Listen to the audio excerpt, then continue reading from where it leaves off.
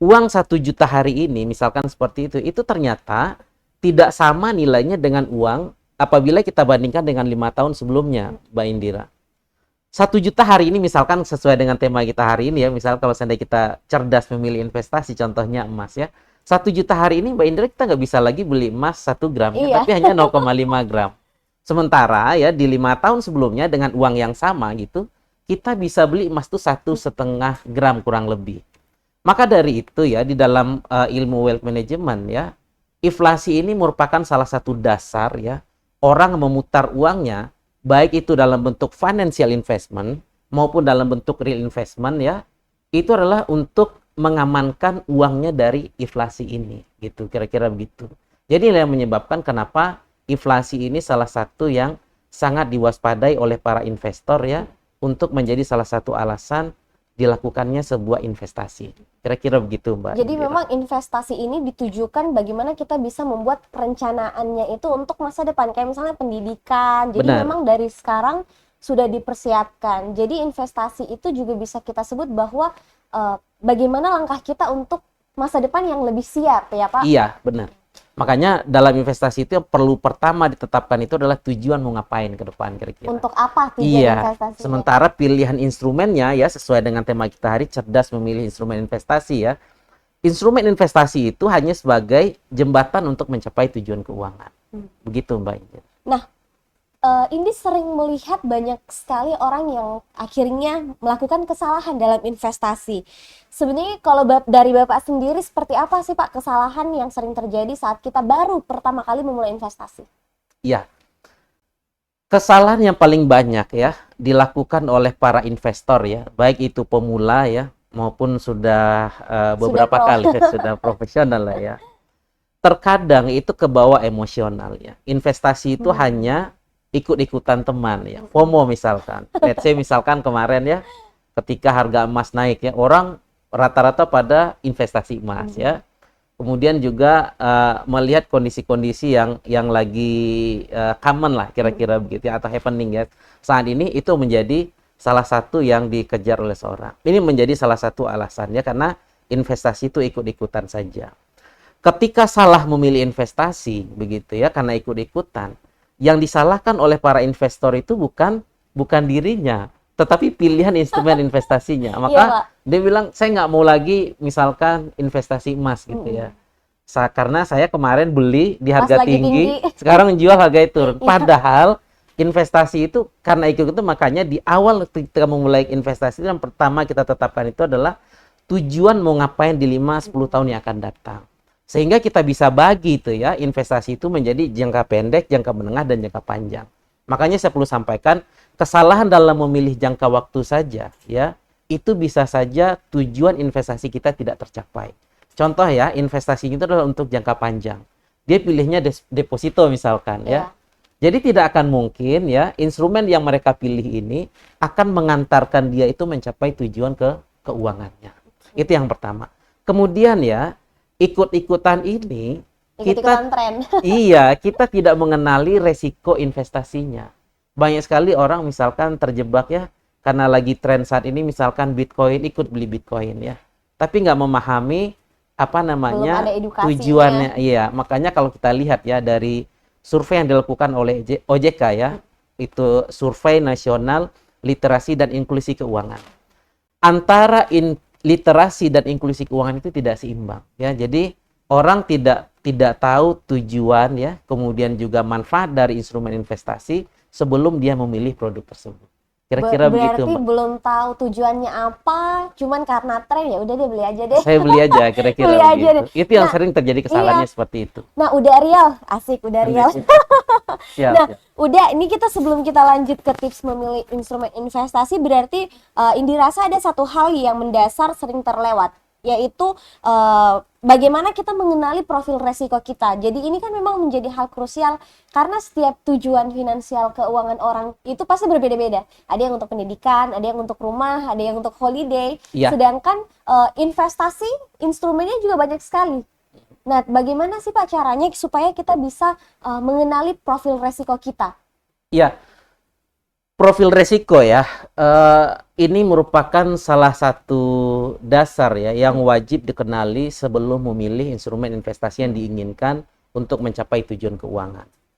Profil risiko ini merupakan salah satu langkah yang kedua ya. Kalau menurut saya pertama adalah tujuan, kemudian yang ketiga adalah jangka waktu, dan yang ketiga adalah mengenali profil risiko.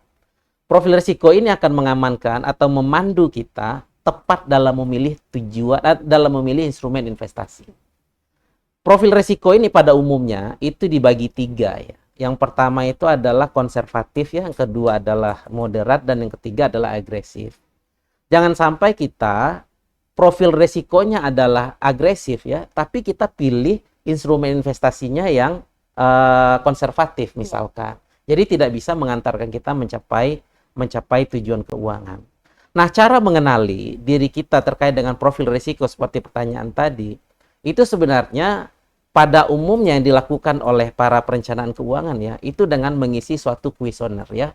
Dia mengisi terkait dengan tujuan investasi, kemudian hutang, kemudian bagaimana kenyamanannya menghadapi risiko, itu biasanya dilakukan melalui dengan mengisi kuesioner. Itu yang pertama, sehingga dia akan muncul beberapa pilihan yang menggambarkan terkait dengan profil risiko seorang investor. Itu yang pertama. Kemudian yang kedua, di BSI juga ada tuh dalam bentuk konsultasi. Nah, konsultasi ini ya, ini pertanyaannya pasti akan sangat privat ya. Itu akan mengenali terkait dengan tujuan keuangannya ke depan bagaimana ya. Kemudian juga tabungannya saat ini seperti apa. Kemudian juga hutangnya saat ini seperti apa, sehingga dari itu bisa digambarkan bahwa dia termasuk ke dalam yang konservatif kah, moderat kah, atau yang agresif, kira-kira begitu.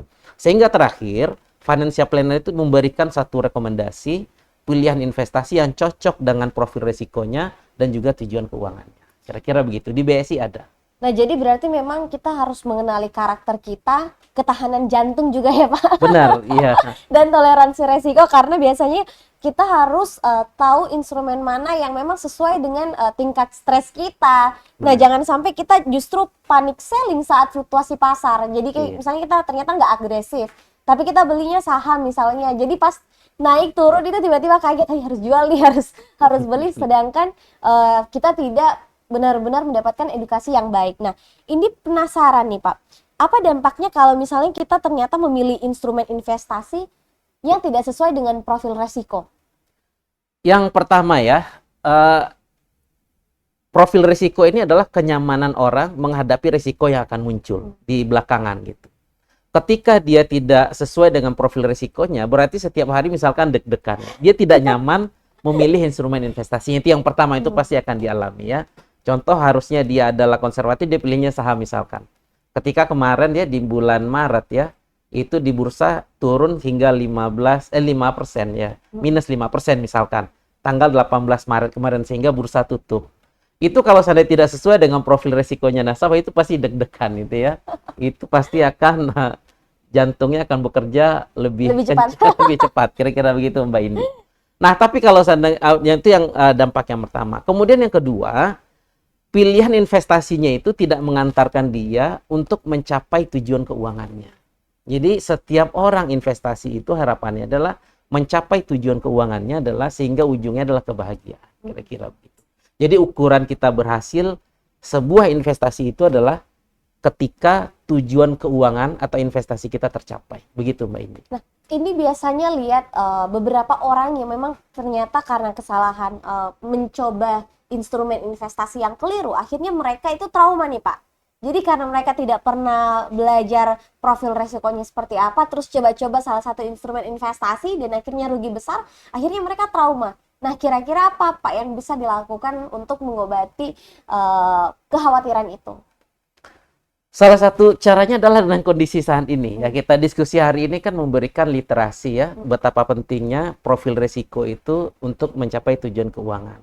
Ya, ini terkadang ya membuat orang trauma sehingga orang melihat investasi itu adalah suatu hal yang menakutkan. Iya, betul, Padahal Pak. Ya investasi itu adalah wajib hukumnya ya Iya. dilakukan menghadapi ya. inflasi Pak. Iya, karena untuk mencapai keuangan yang freedom ya, atau merdeka secara finansial di kemudian hari.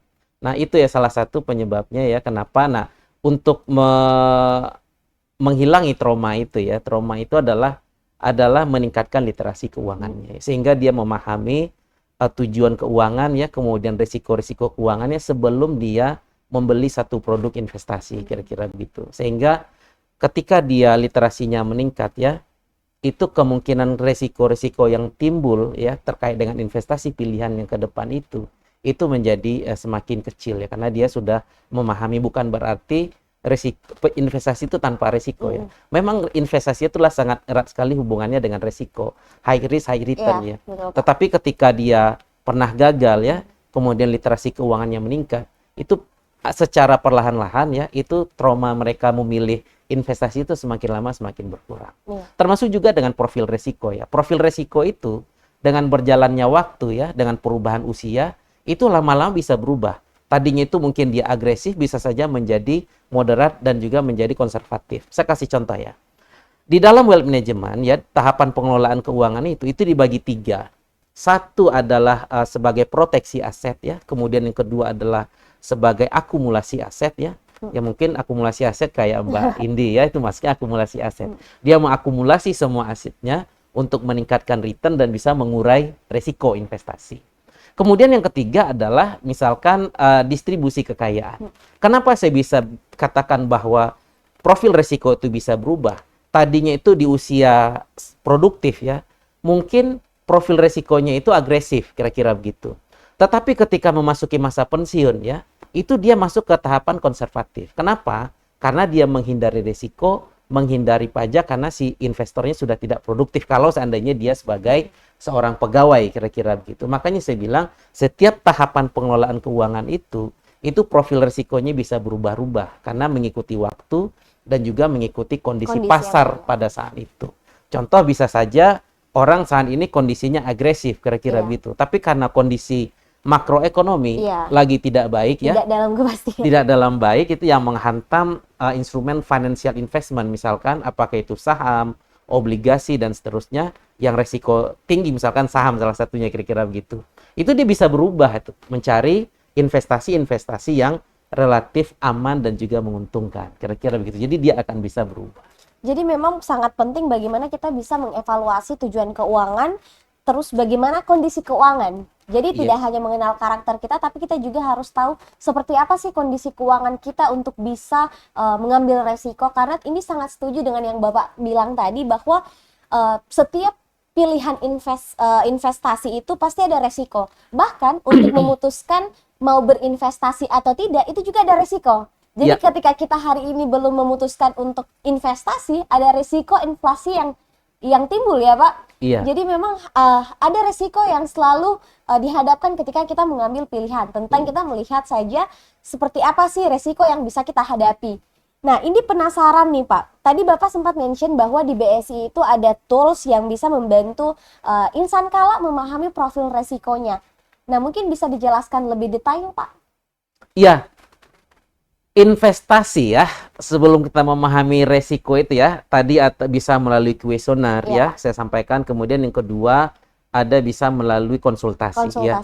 Kalau untuk nasabah private ya, kita menyediakan layanan khusus ya sebagai privilege untuk nasabah prioritas dan juga private banking ya, untuk memberikan kondisi ini, baik itu dalam bentuk kuesioner ataupun juga dalam bentuk konsultasi.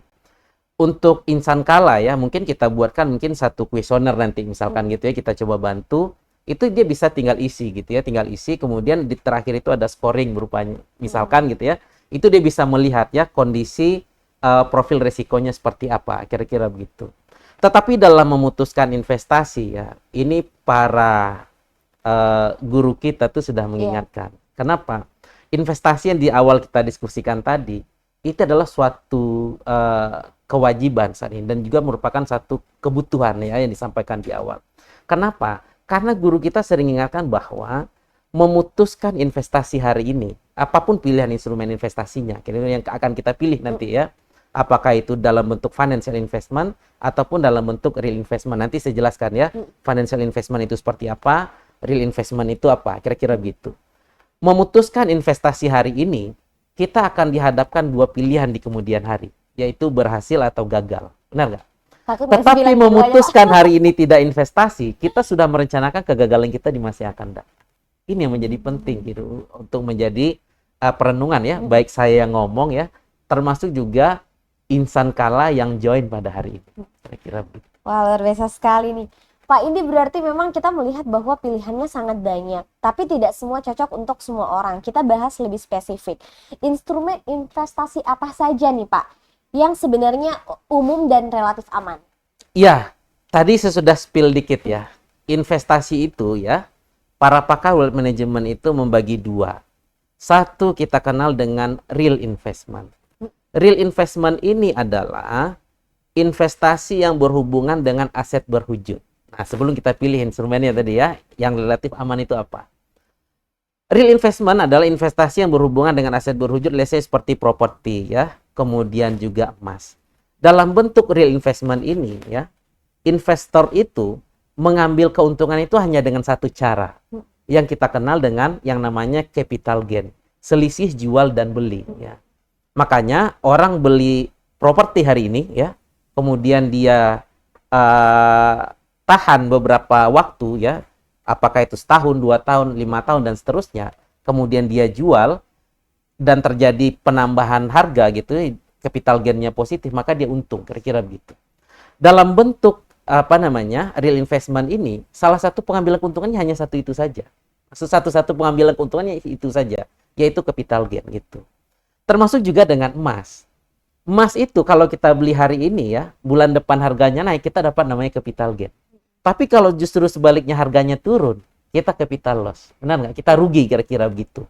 Nah, dalam real investment ya, pengambilan keuntungan itu hanya itu saja. Makanya kenapa sebagian orang menyatakan bahwa emas itu bukan instrumen investasi.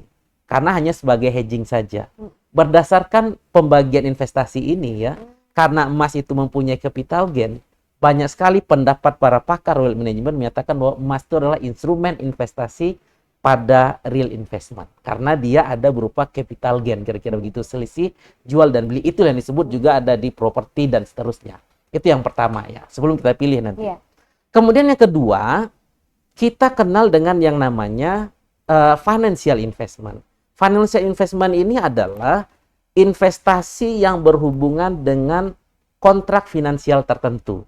Contoh, let's say seperti saham ya, ada obligasi, ada reksadana, ada deposito dan seterusnya. Banyak sekali pilihan ini. Nah, dalam bentuk financial investment ini, pengambilan keuntungan itu ada beberapa. Contoh kalau di saham itu ada capital gain ya, beli saham BSI hari ini, misalkan gitu ya, kemudian jual di beberapa saat kemudian sahamnya naik, kita dapat capital gain. Atau dalam bentuk yang diperjanjikan. Kalau di saham itu ada namanya dividen ya, kalau di di obligasi ya, sukuk misalkan, itu ada kupon rate yang diperjanjikan, termasuk juga di reksadana dan seterusnya. Nah, ini adalah pilihan investasi. Nah, pertanyaannya tadi, dari dua instrumen investasi ini, mana investasi yang relatif aman gitu ya, dengan beberapa goncangan ekonomi lah, kira-kira begitu. Dari banyak yang saya pahami ya, sebenarnya kita itu harus memilih investasi, itu tidak menaruh investasi maksudnya di tempat yang sama harusnya. Karena kita yang insan kala yang hadir pada hari ini, saya yakin adalah masuk di tahapan akumulasi aset misalkan. Dia mengakumulasi asetnya itu di beberapa instrumen investasi dengan tujuan meningkatkan returnnya, mengurai resiko gitu. Tapi saya boleh rekomendasikan bahwa sepanjang yang saya pahami ya di wealth management itu, investasi yang relatif aman dan mudah itu adalah emas. Kenapa ya? Emas ini ya, ketika kondisi ekonomi lagi tidak baik, benar nggak? Itu harganya naiknya luar biasa. Iya. Tapi ketika ekonomi lagi stabil ya, harganya tetap naik tuh. Tapi naiknya itu melandai tapi tetap naik, kira-kira begitu. Ini yang menjadi kenapa di dua kondisi ekonomi secara makro, apakah baik, apakah bagus, kira-kira emas ini relatif naik terus dari tahun ke tahun. Nah, ini yang menyebabkan ya saya sampaikan bahwa inilah menjadi pilihan instrumen investasi yang aman dari masa ke masa gitu. Sementara misalkan kalau seandainya kita pilih instrumen properti misalkan, ketika COVID misalkan Mbak Indi. Ketika COVID ya kemarin itu, kita jual properti mudah apa sulit? Susah. Susah banget ya. harganya juga akan Turun. turun ya, karena ekonomi tidak tumbuh. Ketika kondisi ini, pemerintah juga menurunkan tingkat suku bunga ya, karena tujuannya adalah mengundang investor untuk mempercepat pemulihan ekonomi. Maka ketika COVID kemarin tingkat suku bunga anjlok. Ketika tingkat suku bunga turun misalkan gitu ya, itu sektor investasi di financial investment itu pasti akan menurun juga pendapatannya. Apakah itu juga saham ya? Ketika ekonomi secara global, secara makro tidak baik ya, itu pasti dividennya akan turun. Bahkan tidak ada bagi dividen tuh. Contohnya di beberapa ketika kondisi COVID kemarin. Kira-kira begitu. Makanya saya bilang, salah satu instrumen investasi yang tahan ketika ekonomi global lagi tidak baik ya, itu adalah emas. Ketika kondisi ekonomi global lagi baik, emas juga menunjukkan hasil yang lebih baik. Jadi memang sangat-sangat stabil dan sebenarnya Menguntungkan. lebih ke mudah dijual. Kapan dibutuhkan itu bisa dijual dengan mudah. Beda dengan properti itu pasti sulit banget Sulit dijual ya. Kemudian yang ketiga menurut saya itu juga emas ini bisa dimulai dengan dengan uang yang tidak besar. Contoh ya, saya pengen persiapan pendidikan lah misalkan. Pendidikan itu misalkan saat ini ya, masuk sekolah swasta itu 20 juta kira-kira. Itu cukup dengan 10 juta saja, 10 gram saja. Atau lebih kurang saat ini 20 juta. Ya, 10 gram hari ini ya, kalau seandainya dia disiplin, misalkan baru lahir anak saat ini ya, dia akan persiapkan untuk masuk TK, misalkan senilai 20 juta. Itu lebih kurang ya, kalau seandainya 5 tahun lagi, itu lebih kurang sekitar 350.000 tuh. Tapi dia disiplinnya. Makanya berbicara investasi dan juga perencanaan keuangan itu sebenarnya guru kita mengingatkan bukan berbicara tentang seberapa besar pendapatan atau seberapa besar uang yang kita peroleh. Tetapi berbicara tentang seberapa baik dan disiplinnya kita mengelola uang sehingga bisa mencapai tujuan keuangan. Makanya sedikit uang itu cukup sih sebenarnya. Tapi seberapapun besar uang kita miliki tidak akan cukup apabila kita gunakan untuk memenuhi gaya hidup itu tadi. Apalagi kalau gaya hidup Pak diturutin naik terus. Naik terus ya. Gaji naiknya 10%, gaya hidupnya naiknya 20%. Nah, ini penasaran nih Pak. Kita kan kemarin juga sempat dengar bahwa emas ini tidak hanya dalam bentuk fisik. Ada yang bisa kita cicil, ada yang bisa dibeli 0 sekian gram sampai akhirnya setelah sesuai dengan jumlah emas yang kita mau baru dicetak. Nah, sebenarnya seperti apa sih Pak bedanya investasi emas fisik dan juga tabungan emas? Ya, berdasarkan dua jenis investasi yang saya sampaikan tadi ya. Mau tidak mau, suka nggak suka, emas ini adalah real investment ya. Investasi dalam bentuk aset berwujud. Aset berwujud ini fisiknya harus ada, kira-kira begitu. Emas secara digital ya, kalau di bank syariah itu adalah emas yang dijual secara digital harusnya. Kenapa? Karena sebelum emas itu dijual, itu fisiknya harus ada. Jadi tidak ada di bank syariah itu investasi emas itu digital. Kita tidak mungkin beli aset berwujud ya, tapi itu asetnya nggak ada. Kira-kira kan nggak mungkin. Makanya itu yang pertama, yaitu harus ada emas secara fisik. Itu yang pertama. Kemudian yang kedua, kalau emasnya tidak ada secara fisik, itu melanggar ketentuan syariah. Benar ya, tidak syariah, tidak sesuai dengan ketentuan syariah, akan mempertemukan uang dengan uang ya. Padahal di dalam transaksi jual beli dengan murabahah, akan murabahah kalau cicil emas itu mempertemukan uang dengan barang, kira-kira gitu. Nah, kalau seandainya kita lihat di BSI ya, di Bank Syariah Indonesia, itu dua-duanya ada ya. Baik itu secara digital dia belinya maupun melalui cicil emas. Tujuan akhirnya adalah kepemilikan emas. Tetapi bedanya secara digital dia beli ya melalui digital dan kemudian cetaknya di belakangan. Tetapi di banknya emas itu sudah tersedia sebelum ditransaksikan. Kira-kira begitu. Lalu mana yang lebih baik? Kan ditanya ya. Kalau menurut saya dua-duanya baik. Yang tidak baik itu kalaunya nggak investasi kan gitu ya. Tapi kalau seandainya kita lihat ya, dua produk ini ya di Bank Syariah itu ada, dia mempunyai kelebihan dan kekurangannya. Nah, ini bedanya Bank Syariah ya. Bank Syariah itu selalu menyampaikan ya, ketika ada satu produk itu disampaikan lebih dan kurangnya. Maka dari itu, kalau seandainya tipe investornya maksud saya itu tidak mau terikat dengan pengeluaran uang bulanan gitu ya. itu pilihannya dia dalam bentuk beli emas secara tabungan emas ya, atau beli emas secara digital. Jadi dia misalkan dia punya uang 100.000, dia langsung beli dan dikonversi, kira-kira begitu. Tapi kalau orangnya disiplin ya, itu cicil emas tuh jauh lebih baik buat dia. Kenapa? Karena kalau seandainya dia bisa nabung ya hari ini penting nih kalau menurut saya. Kalau seandainya kita beli digital ya, ini kan saya bilang tadi lebih dan kurangnya. Iya, Kelebihannya saya sudah sampaikan. Sekarang kekurangannya, kira-kira begitu. Kalau secara digital ya, kita punya uang 100.000 dan dikonversi langsung dong, 0,00 sekian. Bulan depan kita nabung 100.000 lagi, benar nggak? Hari ini misalkan dapatnya 0,02, karena bulan depan harga emasnya naik, dia dapatnya 0,015 misalkan. Jadi nggak sama. Tapi kalau dicicil emas ya, itu kan ditarik. Kita misalkan kemampuan nabungnya adalah 100.000 sebulannya. Kalau 5 tahun yang akan datang, dia akan terkumpul 6 juta. Dia akan belikan harga emas senilai 6 juta hari ini. Kalau seandainya saya lihat ya, pergerakan harga emas secara 5 tahun terakhir, itu 21%. Sementara cicil emas itu, margin yang dibayarkan ke banknya itu hanya 5%. 5% ya Pak? Iya.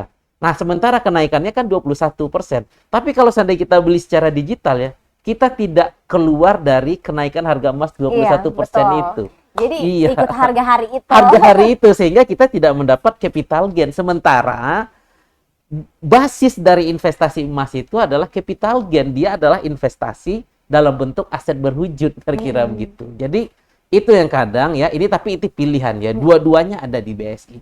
Tujuan akhirnya adalah sama-sama kepemilikan emas, kira-kira gitu. Nah, ini yang menjadi kita perlu pahami itu di semua insan kala ya, yang join pada hari ini ya di tempat kerja masing-masing, ini menjadi penting tuh. Jangan sampai kita beli digital ya, tapi kita tidak terhindar dari kenaikan harga emas. Sementara hakikat dari investasi emas itu adalah kita akan mendapatkan gulungan capital gain di kemudian hari.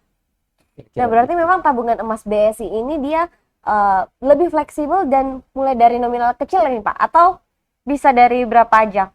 Lebih fleksibel dan menyesuaikan dengan kantong insan kala. Oke. Kelebihannya itu saya bilang, itu makanya saya bilang itu kelebihan yang tidak didapati di cicil emas. Walaupun tujuannya sama-sama memiliki emas. Saran saya, miliki dua-duanya, kira-kira gitu ya. Jadi emas yang dimaksud emas batangan yang seperti ini. Oh iya benar ya. Emas perhiasan. Perhiasan ya. Karena kalau perhiasan pasti jatuh harganya ya Pak. Nah ini juga kadang-kadang ya menjadi pertanyaannya, termasuk juga insan kala mungkin hari ini ya.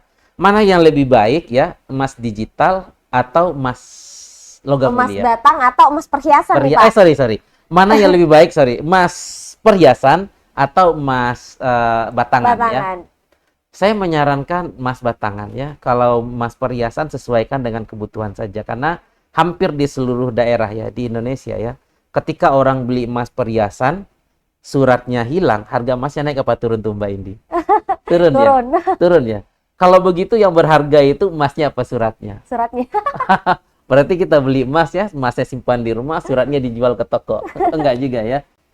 Seharusnya ya, walaupun suratnya hilang dan sebagainya, harusnya itu nilainya nggak turun. Karena yang berharga itu kan emasnya.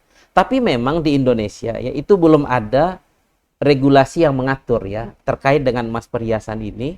Sehingga itu masih mengikuti kebutuhan dan keinginan si pengrajin emas. Jadi ketika suratnya hilang, harganya berfluktuasi itu ya. Tergantung di daerah tertentu ya. Kalau di Sumatera mungkin nggak terlalu ngaruh.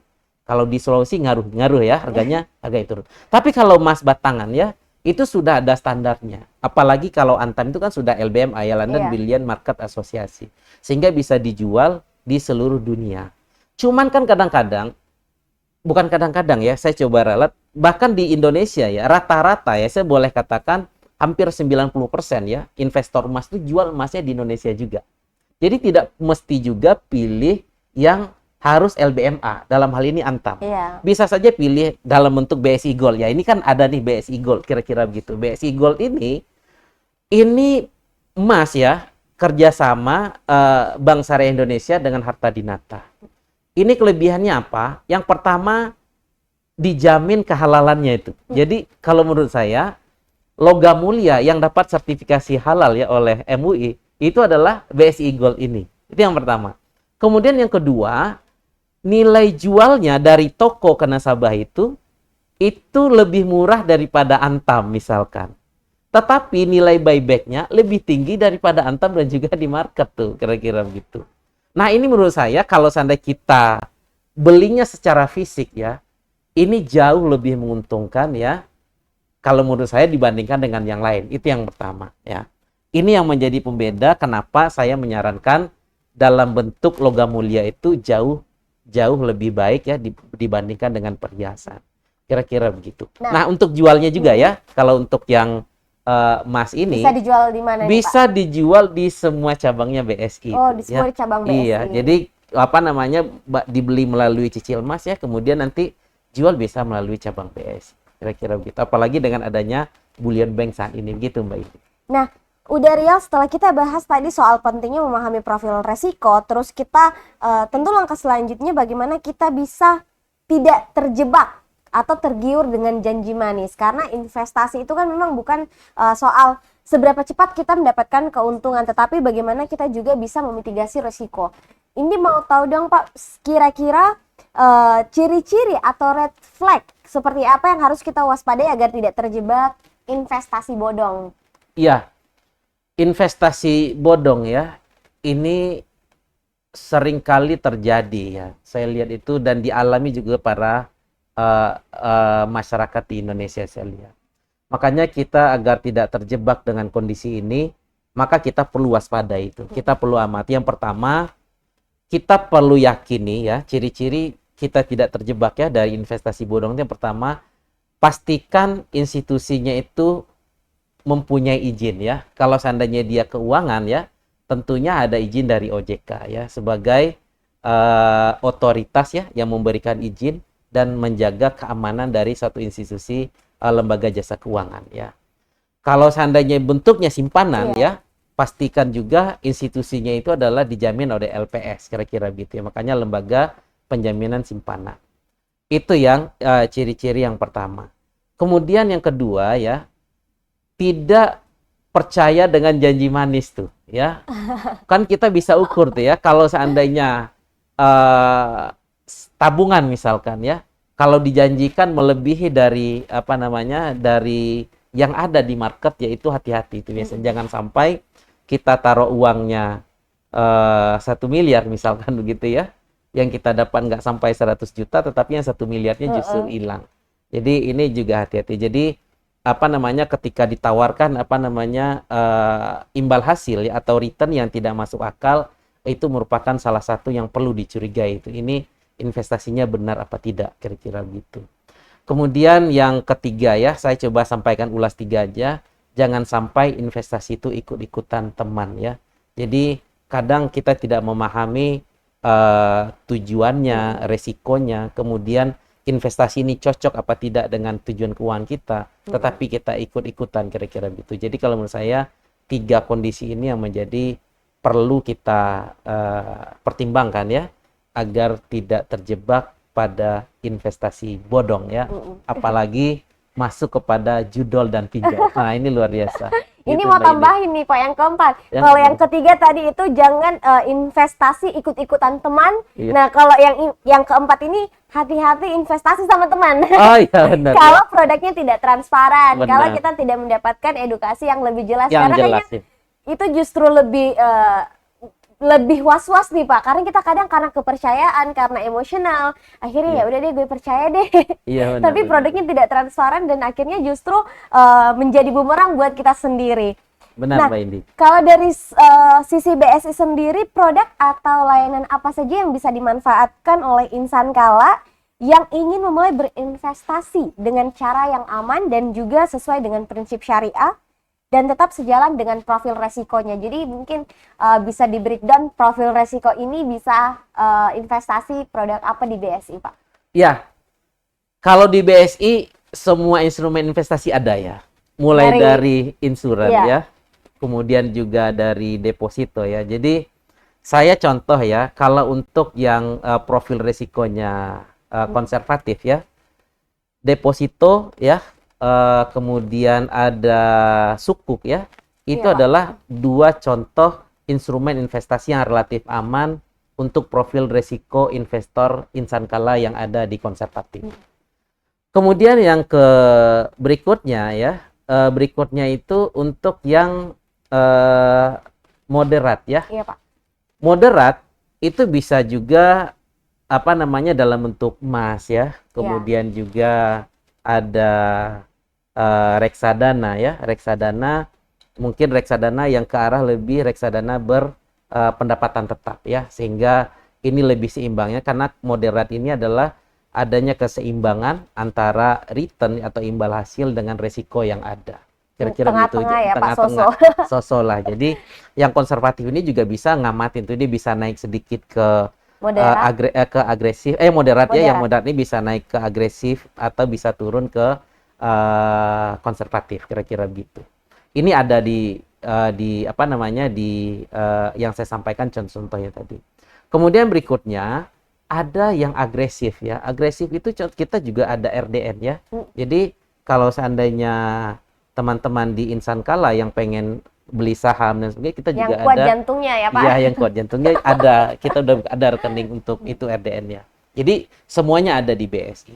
Tapi kalau menurut saya ya, yang menjadi apa namanya, yang menjadi banyak perhatian para wealth management ya, saya sering sekali menyampaikan bahwa investasi emas itu masuk ke semua tahapan pengelolaan keuangan dan kemudian juga masuk pada semua profil resiko nasabah.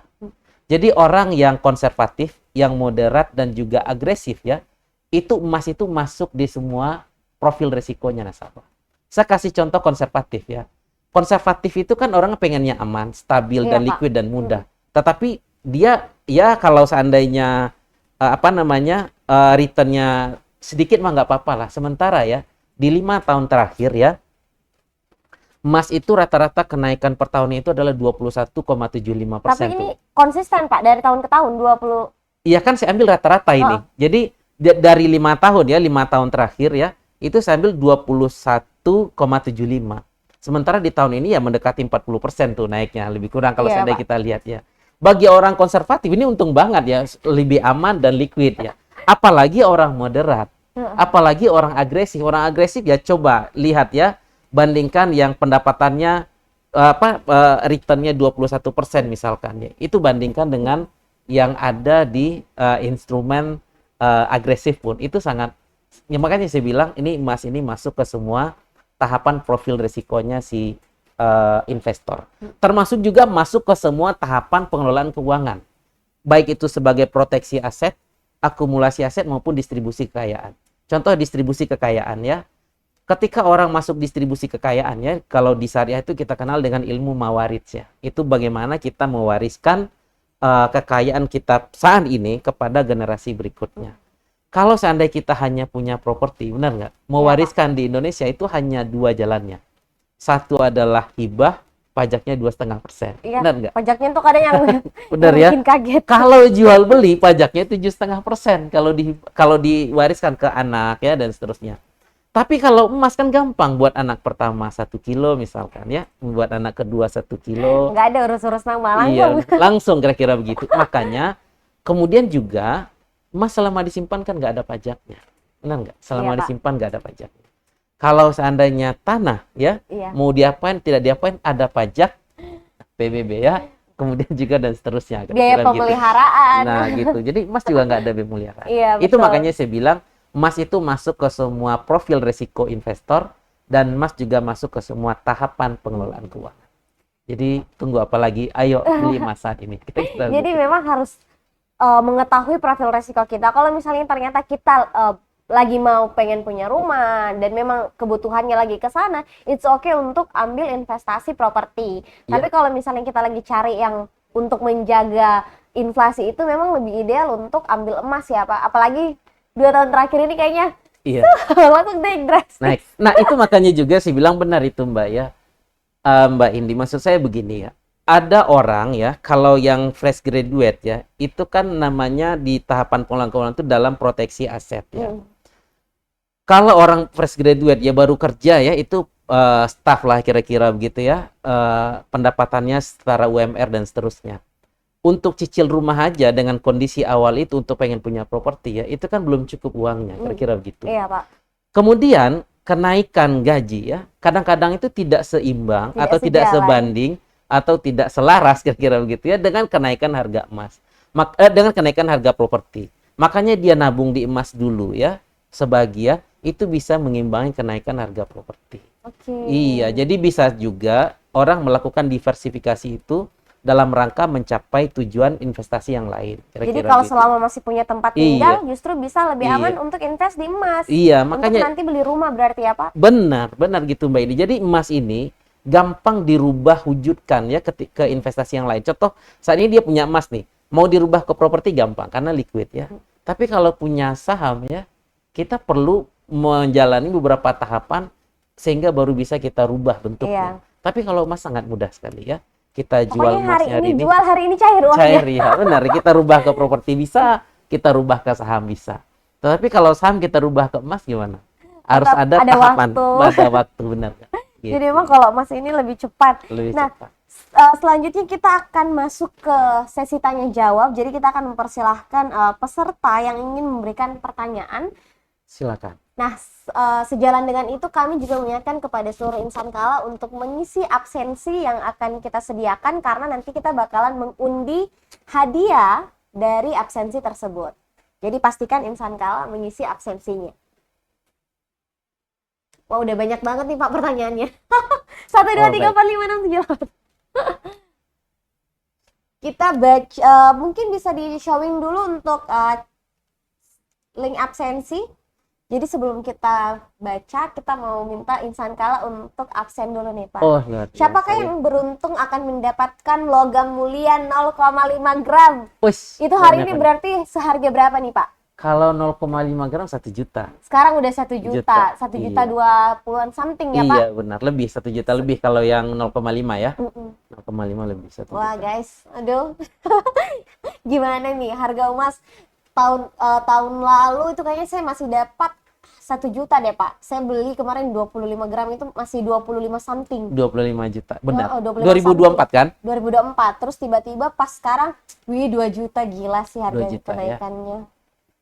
Tapi ini adalah skema baru. Karena tadinya yang kita pikir kita harus punya uang segede gaban baru bisa beli emas yang beratnya enak dipegang. Nah sekarang kan ternyata udah ada skema lain. Kita tinggal nyicil. Ada cicil sama ini. Contoh ya untuk naik haji aja lah misalkan ya. Naik haji tahun 97 ya. Sambil Saya kita baru nunggu lahir. jawaban ya. Nah, tahun 97 itu hanya 7,5 juta ya. Wow. Kita boleh cek tuh. 7,5 juta itu Dapat berapa emas tuh? berapa gram tuh Pak? Itu pada saat itu 310 gram emas. 300, 7,5 juta itu sama dengan 310 gram emas. 310 gram? 310 gram emas. Di tahun 2019 Ini ya. banyak sekali, Ini Pak. 2019 ya, sebelum Covid ya. Dikit lagi sekilo. Naik haji itu kan 35 juta. 35,2 juta kalau nggak salah itu tahun 2019. Itu hanya setara dengan 53 gram emas saja. Yang paling menariknya di tahun ini. Tahun ini naik haji itu kan 54,8 juta. Bisa. Ya. Itu hanya setara dengan 27 gram. 27. Bayangin tahun 97, 7,5 juta, 310 gram emas. Hari ini 54,8 juta itu hanya setara dengan 27 gram emas saja. Kalau seandainya Mbak Indi nabungnya disiplin ya, Iya. saya sarankan 800.000 sebulan kita bisa mencapai tujuan keuangan. Makanya sesuai diskusi kita di awal ya, kenapa investasi ini wajib? Karena akan instrumen yang mencapai tujuan keuangan kita itu adalah melalui investasi ini. Iya. Jadi kita mudah ya, kita mudah mencapainya itu, kira-kira begitu. Iya Pak, jadi memang banyak yang berpikir bahwa sekarang udah 2 juta nih segram. Jadi udah turun semangatnya untuk nabung emas. Karena melihat, dulu kan cuma harga ratusan ribu. Jadi jangan lihat hari ini guys, lihat ketika 10 tahun ke depan insan kala itu udah mau sekolahin anak, itu pasti baru terasa 10 tahun ke depan, 20 tahun ke depan apalagi. Nah, di sini kita bakalan melihat pertanyaan dari insan kala nih Pak. Kita coba pertanyaan pertama dari Andi Nur Aisyah. Ini dari Holding. Bismillah, salam Pak Syahrial. Izin bertanya terkait syarat utama agar tabungan emas hukumnya halal adalah tidak mengandung unsur riba. Apakah BSI cicil emas aman dari riba? Langsung dijawab ini. Langsung, boleh langsung dijawab, Pak. Ini insan kala pertanyaannya berat ya. Iya, Jadi, soalnya kita ini Pak, kayaknya mungkin karena sangat-sangat nilai kerja ibadah. iya benar. Boleh Jadi Pak, silahkan. seorang financial planner wajib jadi ustadz kira-kira gitu ya. Jadi makasih, saya panggilnya Bu Andi atau Bu Ica. Bu Ica. Iya, Oh, boleh Bu Bu Ica Ica, ya. Pak. Makasih Bu Ica, luar biasa ya pertanyaannya ya. Jadi begini ya, saya perlu sampaikan bahwa semua produk yang ada di bank syariah itu sudah sesuai dengan ketentuan syariah. Jadi apakah tabungan emas atau cil masuk terbebas dari riba, saya perlu sampaikan bahwa semua produk yang ada di perbankan syariah itu sudah sesuai dengan ketentuan syariah. Maka dari itu saya perlu sampaikan juga sebelum saya jawab ya. Banyak sekali orang menanyakan ya, terkadang orang melihat bank konvensional dengan bank syariah itu sama. Iya Pak. Saya perlu sama, kalau pengertiannya sama. Kalau seandainya kita lihat ya dari Undang-Undang Nomor 10 Tahun 98 kalau nggak salah ya. Pengertian per bank itu sama, yaitu adalah menghimpun dana masyarakat dan menyalurkannya dalam bentuk pembiayaan. Sampai di situ sama. Tetapi yang membedakan adalah bank syariah itu beroperasional itu sesuai dengan prinsip syariah. Di mana dalam prinsip syariah ini bank itu semua produknya itu adalah berlandaskan terkait dengan fikih muamalah tuh. Nah, di sana disampaikan ya ketika transaksi itu di bank syariah itu kan dibagi dua. Ada sifatnya yang profit oriented ya, ada yang sifatnya lagi tolong menolong. Nah, sebelum saya jawab yang pertanyaan Bu Ica ya. Dalam bentuk tolong menolong ya, kita kenal dengan akadnya tabaru tuh. Jadi dalam transaksi tolong menolong ini, bank itu tidak boleh mengambil keuntungan 1 rupiah pun. Karena sifatnya tolong menolong itu. Makanya ada turunan akadnya, ada qard ya, ada wakaf ya, dan seterusnya kira-kira begitu. Kalau dalam bentuk tabungan, kita kenal dengan wadiah tuh. Jadi kalau seandainya orang nabung di bank syariah ya dengan akad wadiah, itu tidak ada biayanya. Karena dia hanya titipan saja. Kecuali dia menggunakan menggunakan channel digital yang lain, contoh Beyond ya, kemudian juga internet banking dan seterusnya. Yang dibayar itulah jasa layanan, itu berbeda lagi. Itu yang pertama. Kemudian yang kedua, ada lagi yang sifatnya profit oriented. Kalau di syariah itu kita kenal dengan akadnya tijaroh ya, atau tirjari, berniaga gitu. Makanya akadnya adalah sewa menyewa, jual beli dan berbagi hasil. Ya, makanya kalau seandainya Ibu Ica ya datang ke BSI mau kredit mobil nggak bisa tuh. Adanya murabahah jual beli ya. Murabahah itu adalah akad terjadi transaksi jual beli antara si penjual dengan si pembeli. Termasuk juga dengan emas ya. Makanya kalau seandainya kita lihat di Al-Baqarah ya, Allah telah mengharamkan riba ya dan menghalalkan jual beli. Nah, cicil emas itu masuknya di sana.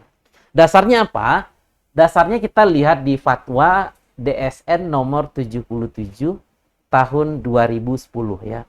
Di sana dinyatakan membeli emas secara tidak tunai itu dibolehkan ya, dibolehkan. Di sana dijelaskan bahwa emas itu di Indonesia ya, itu Pak, tidak berfungsi sebagai currency. Dalam hal ini sebagai alat tukar ya, sehingga bisa dijual belikan secara tidak tunai. Dengan arti kata emas itu apa namanya? Uang itu ketika mencicil ya, itu uang ketemu dengan barang. Kira-kira begitu. Jadi pertanyaan dari Bu Ica saya sampaikan bahwa itu sudah sesuai dengan ketentuan syariat ya.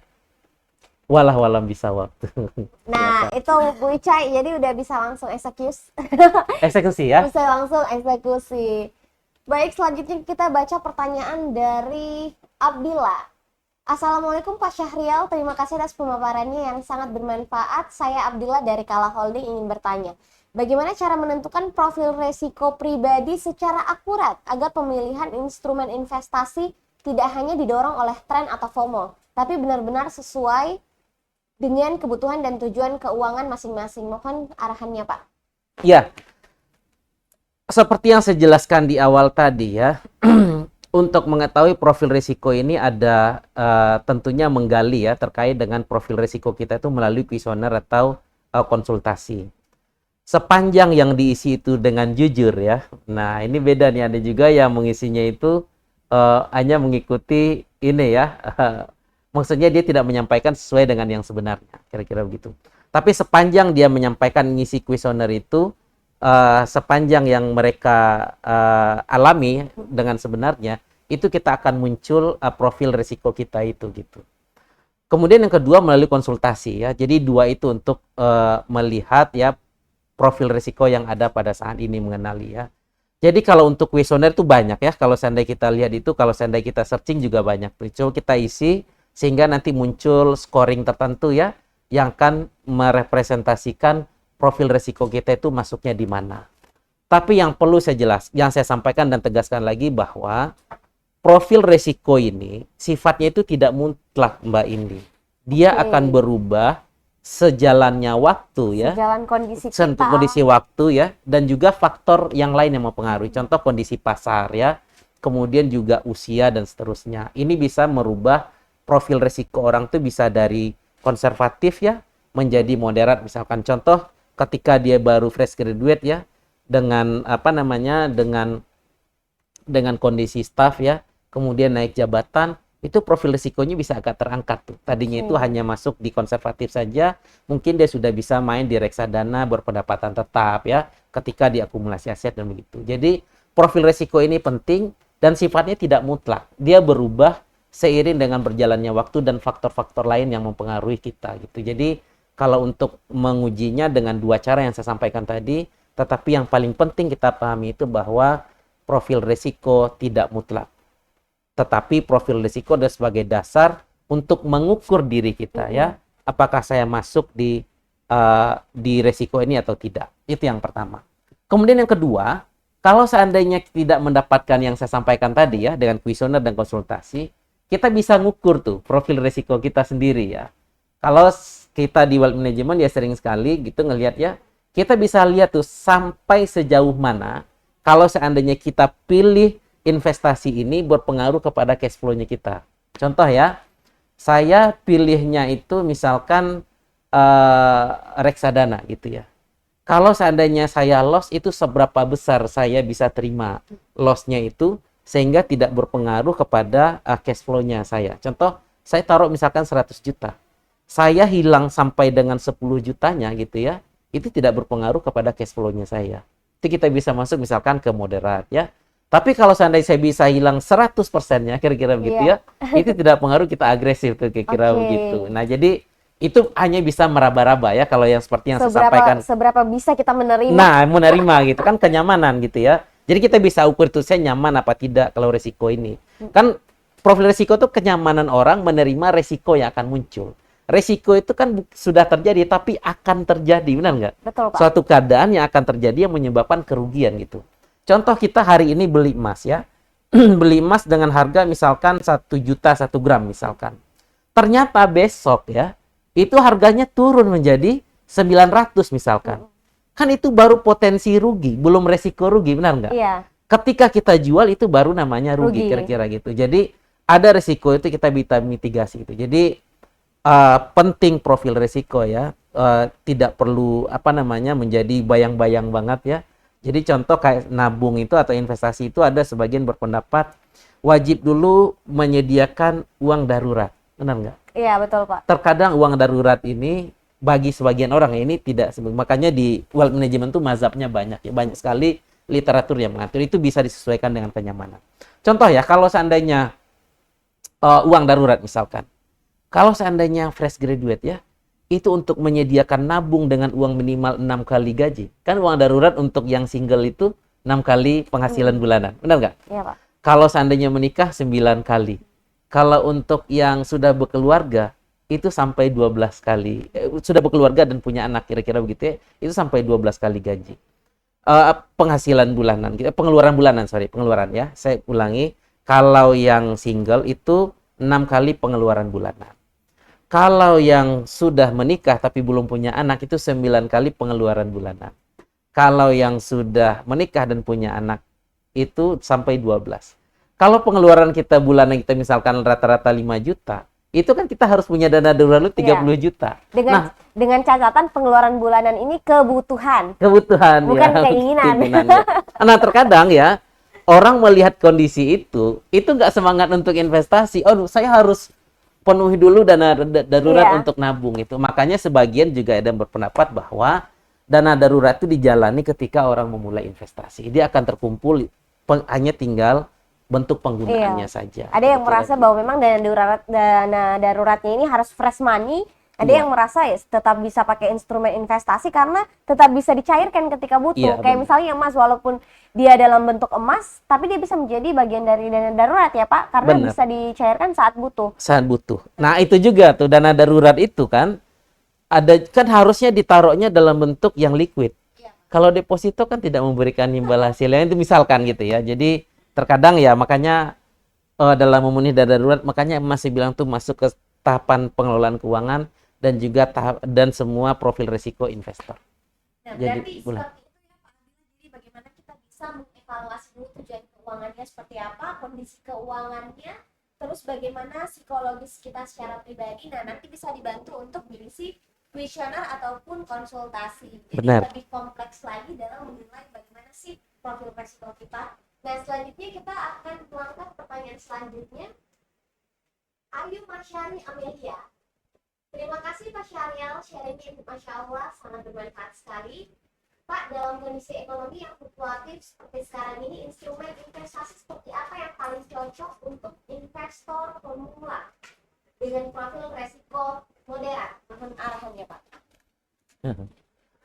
Ya, kalau kondisi ekonomi lagi tidak stabil ya, apa namanya, saya sampaikan tadi ada dua jenis investasi ya, financial investment dan juga real investment. Ketika ekonomi secara makro tidak baik ya, yang paling berdampak itu adalah sektor investasi dalam bentuk financial investment. Itu udah pasti itu ya. Sejarah sudah membuktikan kalau menurut saya. Dan kita yang hadir insan kala semua juga pasti mengalami kondisi COVID kemarin ya. Itu bagaimana instrumen investasi dalam bentuk financial investment itu terdampak sangat signifikan tuh dengan kondisi ini. Nah, kalau kita sebagai pemula ya, saran saya yang lebih aman untuk apa namanya dan kita tidak perlu was-was juga terkait dengan investasi, mungkin emas merupakan salah satu referensi yang cocok tuh untuk pemula ya. Makanya saya bilang emas itu masuk ke semua tahapan apa namanya pengelolaan keuangan, baik itu proteksi, akumulasi maupun distribusi kekayaan ya. Makanya kalau untuk pemula saran saya emas jauh lebih aman. Pertama aman ya, kemudian returnnya atau imbal hasilnya itu sama dengan yang risiko tinggi, kira-kira begitu ya. Kalau seandainya kita lihat di 5 tahun terakhir ya, cepat. Di 5 tahun terakhir saya lihat ya, itu di 5 tahun terakhir itu kalau seandainya kita lihat di grafik ya, Bapak Ibu insan kala boleh cek ya di gold price kah, di Kitco dan seterusnya. Itu kelihatannya itu kita lihat tuh naiknya luar biasa ya, 21,75% seperti yang saya sampaikan, walaupun setiap hari akan berubah-ubah kira-kira begitu terkait dengan fluktuasi harga emas. Tapi kalau dengan kondisi pemula, emas saya rekomendasikan ini relatif lebih aman, liquid dan mudah ya, dan tidak perlu juga was-was ya. Hari ini beli ya tinggal disimpan aja, tapi pastikan ya emas itu masuk kategori investasi jangka menengah dan panjang. Jangan sampai Bukan untuk dicairkan tahun depan. ya, tapi kalau untuk pemula tujuan untuk jangka pendek deposito jauh lebih baik. Kalau untuk jangka pendek ya. Tapi kalau menengah dan panjang saya merekomendasikannya adalah cicil emas gitu ya. Jadi sebenarnya kita bisa menjawab pertanyaan dari Bu Ayu Masari yang lebih detail sebenarnya kalau kita tahu tujuan keuangannya, karena kembali lagi bahwa investasi yang dipilih untuk profil moderat ini akan disesuaikan lagi sama tujuannya. Kalau misalnya tujuannya untuk jangka pendek setahun ke depan udah dibutuhkan uangnya, berarti jauh lebih direkomendasikan deposito. Sedangkan kalau untuk jangka panjang misalnya untuk 5 tahun sampai 10 tahun ke depan, kita justru lebih merekomendasikan emas. Iya, itu baru ini ya, apa namanya yang saya lihat di awal ya. Karena memang yang Mbak Indi sampaikan tadi bahwa seorang financial planner itu ketika memberikan masukan pilihan instrumen investasi ya, tentunya kita akan buatkan neraca keuangan tuh ya. Jadi praktek di wealth management itu, di financial planner itu wajib itu hukumnya sih sebenarnya. Makanya kita akan gali terkait dengan pendapatannya, pengeluaran dan tujuan keuangannya, dan juga profil risiko kira-kira begitu, baru nanti muncul yang namanya rekomendasi pilihan investasi ya. Tadi kan saya tidak gali lebih dalam, tetapi saya memberikan hanya berdasarkan kalau untuk pemula kira-kira begini. Tapi yang mendasari saya itu adalah dengan mempertimbangkan yang saya sampaikan tadi. Bisa saja tujuannya untuk jangka pendek ya pasti akan seperti ini kira-kira begitu. Tapi yang jelas itu biasanya ya kita akan gali itu ya kondisi keuangannya, kewajiban-kewajibannya dalam hal ini hutang ya. Itu apakah kalau misalkan ketika dapat penghasilan ya zakatnya 2,5% misalkan ya. Kemudian untuk bayar hutang tuh 30%. Nah, ini akan kita uji itu nanti itu. Kalau seandainya saat ini dia ada cicilan apa tidak, mendekati 30%-nya apa lebih. Kemudian yang kedua, investasi itu adalah 10 sampai dengan 30%. Kemudian juga pengeluaran rutin bulanan itu bisa di 40 sampai 60% tergantung dengan kondisi ya. Apakah itu single, berkeluarga, punya anak dan seterusnya. Kemudian yang terakhir jangan lupa lifestyle ya. Hiburan, healing ya. Healing itu bisa 20% ya, bisa 20%. Ini tuh biar seimbang ya. Healing ini penting, Mbak, sih sebenarnya. Karena healing ya, itu bisa meningkatkan kebahagiaan orang tuh. Kebahagiaan itu bisa meningkatkan produktivitas, benar nggak? Kalau kata Genji itu adalah salah satu investasi. Nah, iya. Benar, ya benar Mbak Indi. Jadi makanya saya bilang, idealnya seperti itu ya. Jadi kita akan buatkan, tapi yang paling mudah mengkoreksi diri ya. Saya ini pengelolaan keuangannya sudah benar apa belum? Itu sebenarnya mudah Mbak Indi. Jadi kan komponen investasi itu 10 sampai dengan 30% dari take home pay yang kita terima. Misalkan saya gajinya 10 juta kira-kira begitu ya. Kalau dari gaji 10 juta yang kita peroleh kira-kira begitu ya, kita tidak bisa nabung 1 juta sampai dengan 3 juta setiap bulannya.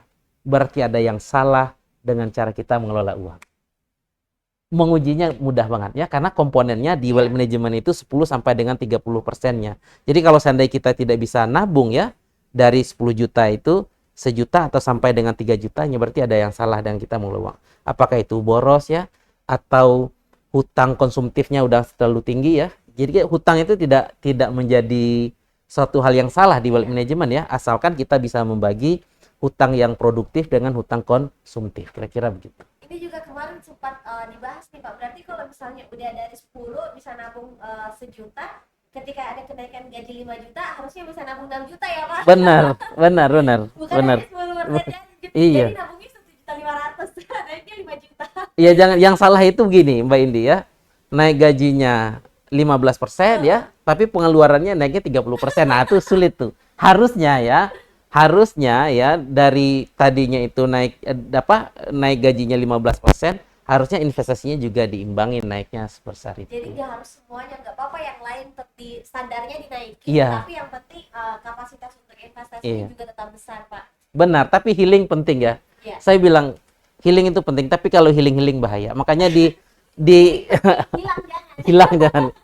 Makanya di tahapan pengeluaran itu kita ikutin ya, zakat 2,5% ya, bayar hutang 30% ya, kemudian investasi 10 sampai dengan 30 misalkan ya. Kemudian juga pengeluaran rutin bulanan, dan healing itu komponen dari pendapatan kita itu 10 sampai 20% ya. Jadi kalau seandainya lebih dari itu ya, ada kondisi yang lain yang harus kita rekondisikan terkait dengan kita mengelola uang di cash flow manajemennya. Jadi cash flow management itu walaupun jumlah penghasilan kita berbeda ya, tapi bisa dikelola dengan cara yang sama. Ya. Justru beruntunglah Anda yang hatinya sudah healing saat beli Healing. emas. Benar, Jadi ya. sekalian investasi, sekalian healing. Healing, benar. Benar. Jadi kalau healingnya beli emas itu bagus. Iya. Ternyata tipe kalau emak itu yang healingnya saya healing kok, ini beli emas. Beli emas, benar ya. Iya, benar. Pertanyaan selanjutnya ini akan digabung nih Pak. Jadi dari Rizky Amal Putra. Assalamualaikum Pak, izin bertanya apa saja pro kontra terkait dengan pembelian emas yang perlu diperhatikan, sama Zul Fadila. Izin bertanya Pak, mana yang lebih baik, membeli emas sedikit-sedikit misalnya 0,1 gram lewat aplikasi, atau menabung dulu untuk beli secara utuh? Ya, jadi begini ya. Gimana ya saya jelasinnya ya, jadi berat nih, makin lama makin berat. Insan kala luar biasa ya. Panjang ya. Jadi begini ya. Bank Indonesia ya menetapkan harga dasar emas itu adalah harga per 100 gram emas antam. Kemudian semakin kecil jumlah gramasinya, itu kan semakin mahal. Benar nggak? Contoh 100 gram hari ini itu misalkan 190 juta Mbak Indi. Iya, Pak. Tapi kita rubah menjadi 0,1 ya. 0,1 ya menjadi 100 gram juga. Berarti ada 1000 keping. Benar nggak? 1000 keping. 100 gram hari ini itu 190 juta. Tapi kita rubah bentuknya menjadi 0,1, itu satu kepingnya menjadi 250 ribu. Dengan arti kata, menjadi 100 gram, modal kita adalah 250 juta. Sementara emasnya hanya 100 gram. Itu salah satu kelemahan ya, kalau seandainya beli dalam bentuk yang kecil. Jadi hati-hati mini gold ya. Jadi berarti biaya cetaknya justru Biaya cetak. Yang kita beli itu adalah kemasannya. Sementara based on definisi investasi ya, investasi kan adalah mengalokasikan uang ya pada satu jenis atau lebih dari satu jenis aset ya dengan waktu tertentu ekspektasinya untung. Jadi kita harus berhitung terkait dengan modal, Mbak Indi. Itu yang pertama ya. Jadi lebih baik beli emas yang umum lah digunakan ya, mulai dari 5 gram kalau menurut saya 5 gram, 10 gram dan seterusnya kira-kira begitu. Makanya semakin besar itu semakin kecil harganya. Makanya saya bilang yang umum itu adalah 5, 10, 25, 50, dan 100 ya. Itu jarak harga gramasi itu tidak terlalu jauh. Itu yang pertama Mbak Indi. Nah, berarti dia belinya kayaknya yang ini Bang Antam kayaknya Pak. iya yang Antam ya. Kalau di aplikasi ya. Nah, kalau di aplikasi yang itu kan sesuai dengan harga dasar. Ya, sesuai dengan harga dasar ya. Kemudian ketika dimiliki, itu kan dicetak, kena lagi ongkos cetak. Benar nggak? Jadi ada biaya-biaya yang timbul di belakang, kira-kira begitu. Di BSI juga ada. Kan tujuannya sama-sama pemilikan emas. Kan tadi di awal, saya sampaikan beli emas secara digital ya. Dengan beli emas fisik ya. Kalau digital itu caranya digital Mbak Indi. Bukan emasnya dalam bentuk digital. Kalau emas sudah pasti dalam bentuk fisik. Makanya kalau seandainya mau dicetak ya ada biaya. Tapi ada juga yang menguntungkan ya. Emas yang dibeli secara digital itu sepanjang tidak akan dicetak gitu ya, kita sudah mengurangi biaya. Jadi mengurangi biaya. Kemudian kan kalau emas digital itu kan kita bisa jual lagi secara digital, benar nggak? Jadi emas fisik kita yang disimpan oleh BSI itu misalkan tadinya itu atas nama Mbak Indi misalkan. Kemudian Mbak Indi pilih jual gitu ya. Jual kembali lagi emasnya ke BSI, kira-kira begitu. Kemudian saya hari itu transaksi, bisa saja emas Indi itu udah pindah ke saya. Tapi melalui perantara digital. Nah, itu ada kemudahan kira-kira begitu. Tetapi dengan jumlah yang kecil itu akan menyebabkan harganya ya lebih mahal ya. Itu yang pertama. Kemudian yang kedua ya, kita tidak terhindar dari fluktuasi harga emas. Ya, kalau seandainya hari ini 100.000 saya bilang tadi dapat 0,2 gram misalkan ya. Nah, kalau bulan depan kita hanya menabung 100.000 lagi, ya bisa saja dapatnya 0,15 gitu. Jadi kita tidak bisa mengejar keinginan kita misalkan 10 gram, 50 gram itu akan lambat tercapainya gitu. Sementara kalau dalam bentuk cicil emas itu bisa mencapai. Bahkan saya sampaikan statement ya, ini kan didengar banyak ya. Iya. Kalau saya menilai cicil emas itu lebih menguntungkan daripada beli emas cash. Iya. Itu yang sering ditanyakan Songirul. Kenapa ya? Saya bilang gini ya. Kalau seandainya kita ambil lah ya, di 5 tahun terakhir itu saya tadi sampai ulang-ulang ya, 21% misalkan ya. Yang tadinya dari 300 sekian gram, nah, cuma 27 gram udah bisa. Iya, 21% misalkan. Kalau seandainya kita beli ya langsung, misalkan 100 gram hari ini adalah 200 juta, benar nggak? Berarti kita ada potensi keuntungan 21% dari 200 juta itu, 200 gram. Tapi sementara ya cicil emas itu kan margin yang dibayarkan ke bank itu hanya 5%. Saya kasih contoh mudah ya, kalau kita hitung ya. Saya misalkan ya, kalau seandainya boleh 100 gram hari ini ya, 100 juta misalkan gitu Mbak Indi. Kalau seandainya datanya saya tampilkan misalkan ya, ini bisa dicek datanya di Gold Price ya, buka. Itu di 5 tahun terakhir itu lebih kurang itu 21% kenaikan harga emas. Rata-rata kenaikan harga emas. Berarti kalau seandainya punya uang 100 juta, hari ini saya datang ke toko, saya beli 100 gram, uang saya kasih 100 juta, emasnya saya bawa 100 gram dong pulang. Potensi keuntungannya tahun depan adalah 21%. Itu kan baru potensi ya. 100 juta dikali 21%. Harapan kita di tahun depan itu menjadi 121 juta. Kalau emasnya kita jual. Tapi kita rubah caranya. Dari yang 100 juta ini, saya cicil emas misalkan. Cicil emas, saya jadikan yang 100 juta ini DP. 100 juta, berarti 50%-nya. Berarti tadinya yang saya hanya dapat 100 gram menjadi 200 gram. Kenaikan harga emas setahun ini tadi berapa? 21%. Karena saya ada 2 keping, berarti 21 kali 2, 42%. 42%, sementara cicil emas untuk 100 itu lebih kurang 5% ya setahun ya. 5%, 42 dikurang 5%, 37%. Besaran mana Mbak Indri? 37 dikali 200 dibandingkan 21 dikali 100.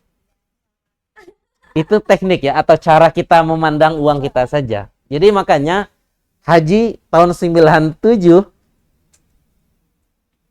7,5 juta ya. 310 gram ya. Hari ini 54,8 juta hanya 27 gram emas saja. Begitu juga pertanyaan tadi tuh. Kalau seandainya harga emas sudah tinggi ya, kapan ya saat yang tepat tuh? Ya hari ini. Di tahun 90 ya, tahun 90 boleh di searching ya, boleh di Google tuh Insan Kala tuh ya. Insan Kala boleh Google tuh. Tahun 90 harga emas tuh 20.000 per gramnya. Kemudian 2014 saja 2014 ya. Itu 550.000 per gram. Kalau seandainya saat itu Mbak Indi bilang ke saya, oh hari ini harga emas sudah tertinggi 550.000. Belum tentu. Nah, saya nggak mau lagi tahun depan mana tahu nggak naik gitu. Sementara hari ini ya itu 1,8 juta. Sementara prediksi para ahli, boleh saya cek datanya di Bareksa kemarin ya. Itu diprediksi 2025 ya, tahun 2025 saat ini. Itu harga emas itu akan menyentuh di angka 3.500 US dollar per troy ounce. Itu kalau seandainya 16.000 ya, itu baru 1,8 juta.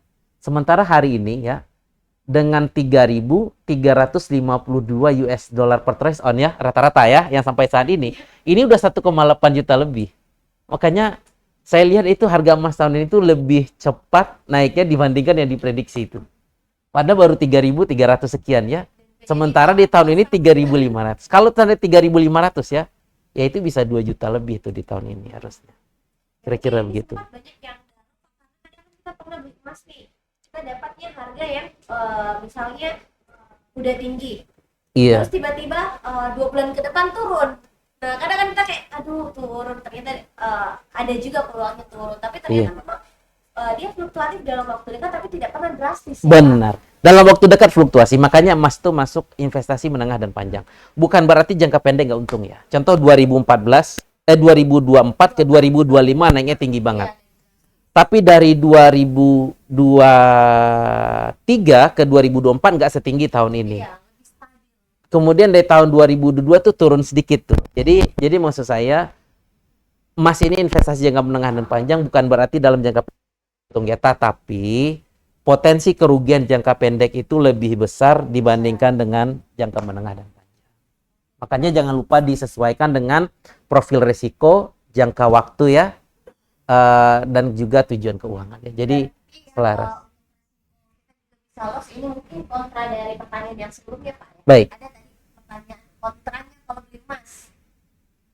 Kontra maksudnya? Sorry. Jadi tanya ada pro dan kontra. Apa sih Pak downside dari beli emas? Ada nggak? Oh iya. Jadi begini ya. Jadi kontranya begini. Kalau orang nanya kan ada nggak sih resiko investasi emas? Itu ada. Contoh ya.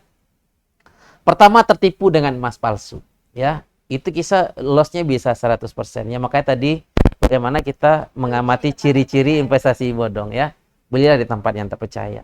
Kemudian yang kedua ada kehilangan ya. Jadi hilang itu kan 100% loss ya. Nah, makanya iya hati-hati ya. Jadi makanya investasi ini kalau kita mainnya fisik ya, itu ada namanya tempat penyimpanan. Makanya dari ini karena adanya berarti nambah aset Pak, harus punya berangkas. ya enggak, di sana ada titipan emas di bank ya. Makanya Bullion Bank ya, itu ada satu produk BSI itu namanya titipan emas. Itu biayanya murah banget tuh harusnya. Biayanya murah banget ya. Jadi iya, tapi kalau menurut saya sih emas ya orang masih aman lah simpan di rumah ya. Ya kita bisa ukur. Mungkin agak kurang lihat sama perempuan yang harus lihat fisiknya mana. Iya mana? Supaya bercahaya. Iya benar. Ya beli aplikasi aja karena memang nggak ada kebutuhan untuk ngeliat emas. Iya. Kalau perempuan kayaknya beda nih Pak, kita harus Iya. ngeliat mana emas saya. Iya benar. Atau mungkin tiap seminggu dicek lagi, ada juga itu emas beli lagi. Iya. Nah Pak, ini kita mau lanjut ke pertanyaan selanjutnya, ini masih cukup. Oke, pertanyaan dari Kamila Amalia Yusran. Assalamualaikum Pak Syariah, izin bertanya Pak terkait investasi. Bagaimanakah pembagian hasil yang benar jika kita berinvestasi dengan cara kita membuka toko cabang dari sebuah brand dengan full biaya dari investor, namun toko tersebut dikelola oleh pemilik brand. Berapa persenkah masing-masing yang bisa ditentukan? Kayaknya Bu Kamila harus investasi nih. Ini franchise ya, kalau saya bacanya pertanyaannya benar ya. Benar nggak Bu Mbak Indi? Benar ya? Betul. Jadi Oh. dia temannya buka bareng-bareng buka toko, tapi dia mempercayakan pengelolaan keuangannya sama temannya. Iya. Ini Ini ditahu dulu nih. ini panjang ya, ini panjang ini. Jadi memang harus digali lebih dalam ya. Ini saya apa ya, tidak bisa memberikan apa namanya rekomendasi berapa persen ya, karena memang itu adalah kesepakatan ya. Apa namanya kalau di syariah itu ada akadnya musyarakah ya, penyertaan modal bersama kira-kira begitu. Jadi ini akan sangat menentukan jumlah penyertaan modalnya berapa, itu akan berimpact terhadap bagi hasil. Ini kan berkongsi ya, bahasanya itu berkongsi kalau di syariah kira-kira begitu. Jadi sepanjang kedua belah pihak redo ya, maka halal lah transaksinya, kira-kira begitu ya. Jadi Kira-kira seperti itu begitu ya Mbak Amin. Jadi harus tahu berapa. Yang penting jelas di awal sih Pak. Beras di awal ini Pasti kan, kan sebelum jalan udah jelas kontraknya. iya, ini kan Kontraknya, franchise ya, kalau saya lihat iya. tuh franchise. Betul Pak. Satu pertanyaan terakhir penutup. Oke, yang tadi, yang mana kakak? Ini. Oke, Assalamualaikum. Sangat bermanfaat sharing hari ini. Izin bertanya Pak, dengan melihat kenaikan harga emas yang cukup tajam atau kenaikan yang sangat signifikan dan beberapa tahun terakhir, apakah diperkirakan tren ini akan terus berlanjut stabil atau justru menurun? Iya, jadi begini ya. Kalau kita melihat investasi ya, terhadap return itu kita melihat yang sudah terjadi, benar nggak? Yang sudah terjadi di 5 tahun terakhir itu kan kalau dari data yang saya tarik ya, itu lebih kurang ya 20% ke atas lah ya. Sementara ya dari beberapa prediksi kita lihat ya, itu di 2025 itu katanya ya, ini ya, di Bareksa yang sampai itu 3.500 US dollar per troy ounce. Itu lebih kurang sekitar 1,6 juta ya. Ada satu lagi tuh saya lupa namanya, itu memprediksi kemarin itu di tahun 2027 ya. Itu harga emas itu akan menyentuh di angka 5.000 US dollar per troy ounce. 2027. 5.000 US dollar per troy ounce. Tapi saya lupa namanya itu. Saya lupa namanya. Nah, kita boleh cari deh. Nanti boleh datanya saya kasih, boleh. Saya kasih ke Kala tuh nanti, ke Insan Kala. Nanti boleh ke Mbak Indi ya, saya nanti ambilin apa namanya referensinya yang saya sampaikan ini, karena saya lupa namanya gitu ya. Itu dia akan menyentuh di angka 5.000 US dollar per troy ounce.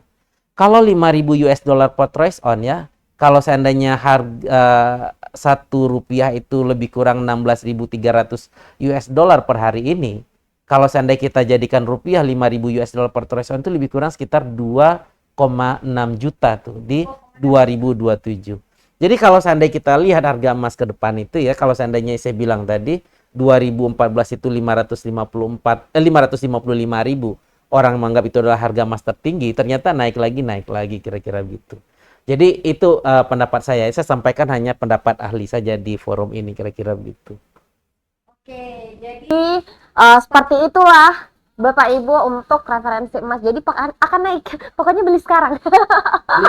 Beli sekarang, jangan ditunda-tunda karena pasti akan naik. Ini juga relate dengan pertanyaannya Ani Dasyat bahwa memang bahan-bahan elektronik itu juga banyak yang menggunakan bahan emas ya Pak? Iya. Ini juga agak unik pertanyaannya, sambil kita mengingatkan kembali Insan Kala untuk isi absen. Karena sesaat lagi kita bakalan masuk ke sesi selanjutnya.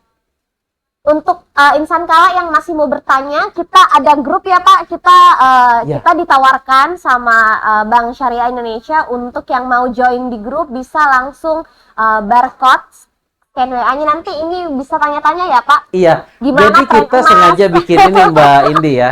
Ini jadi teman-teman di Makassar ya. Saya kebetulan domisili di Bekasi di Jakarta. Sore ini harus balik tuh insan kala. Jadi kita sengaja bikin grup ini belajar dan beli emas ya. Jadi grup ini kita akan infokan ya info-info terkait dengan emas. Jadi insan kala juga bisa bertanya ya ahli-ahli yang ada di Bank Syariah Indonesia terkait dengan emas. Dari BSI akan ada di juga, sana Pak. Di dalam itu ya nanti kita infokan minimal setiap hari itu kita akan sampaikan tren harga emas seperti apa, kemudian juga pengaruh-pengaruh harga emas di dunia saat ini seperti apa, kira-kira begitu. Jadi insan kala tuh bisa belajar, bisa beli ya. Beli itu tidak harus beli di BSI, maksud saya. Jadi bisa beli di luar dan seterusnya, itu bebas ya. Tapi ini merupakan satu grup literasi saja. Tapi kalau seandainya menggunakan BSI sebagai alat untuk mencapai tujuan investasi emas itu jauh lebih baik, kira-kira begitu. Tapi insan kala jangan khawatir ya, hadir di grup ini bukan berarti oh saya dipaksa beli kah begitu. Ini bukan grup penipuan, tapi ini grup literasi kita saja, dan itu yang isinya itu adalah insan kala dan juga pegawai BSI, kira-kira begitu. Jadi tidak ada unsur paksaan, penipuan itu tidak ada. Kalau seandainya itu ada, tinggal lapor ke BSI-nya gitu. Jadi nggak ada yang jangan sampai ada kekhawatiran oh nanti saya dipaksa untuk ini, nggak ada. Nggak, jadi gitu. Ini join grup WA-nya juga buat insan kala yang berkenan saja boleh join. Jadi nanti di situ bisa tanya-tanya lebih dalam tentang tren ataupun mau sharing-sharing, karena di situ juga bakalan ada expertise dari BSI, baik itu dari emas, deposito, insurance. Ada. Jadi ada dari berbagai aspek investasi, nanti bakalan join juga di grup itu. Jadi buat yang ingin sharing, yang ingin bertanya,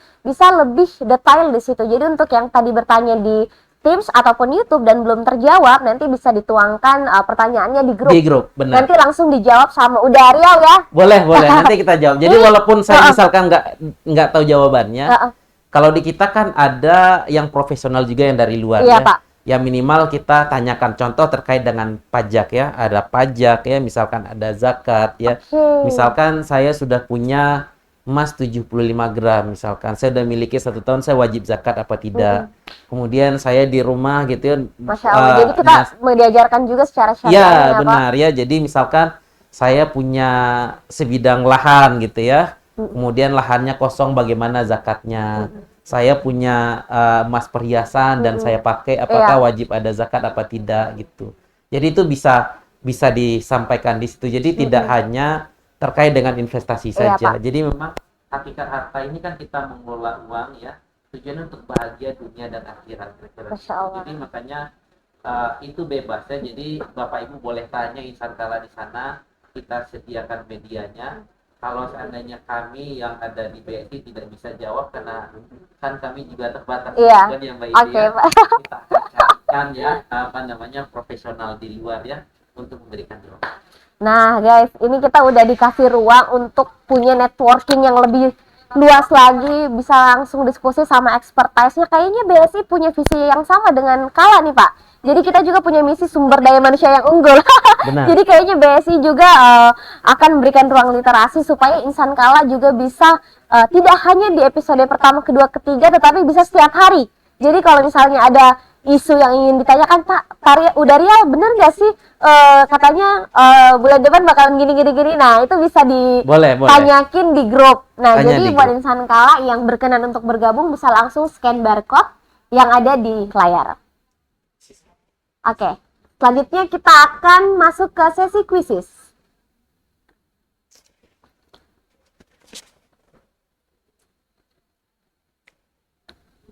Oke Pak, jadi selanjutnya ini kita akan masuk ke sesi yang paling ditunggu-tunggu.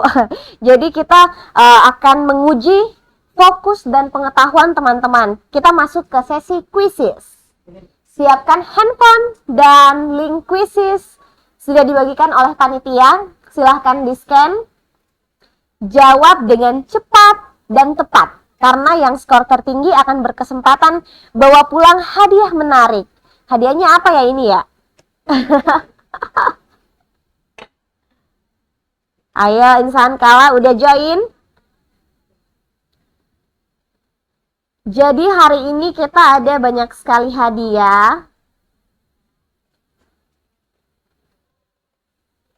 Semoga insan kala menjadi orang yang beruntung ya. Kita ada 1 grand prize logam mulia 0,5 gram, ada 4 tabungan haji, ada 5 tabungan emas, dan 15 souvenir menarik. Untuk yang menang kuisis akan mendapatkan tabungan emas. Jadi pastikan insan kala udah bergabung, nanti poin tertinggi akan masuk. Tunggu sebentar ya, kita pastikan.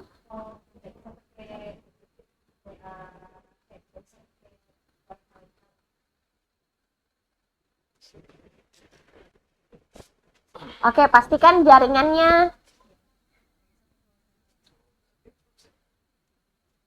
Mungkin bisa dicoba jaringan pribadi Bapak Ibu.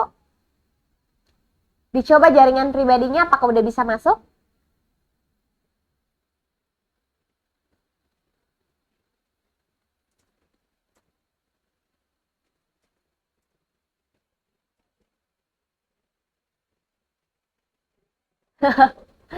Ini udah pada bisa masuk, boleh dicek lagi, mungkin di restart lagi Bapak Ibu karena udah ada yang bergabung.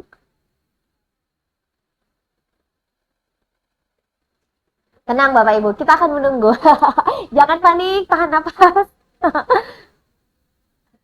Jangan tahan nafas ya. Oke. Ini udah ada 23 yang bergabung. Tenang Bapak Ibu, kita tunggu sampai semuanya bisa masuk.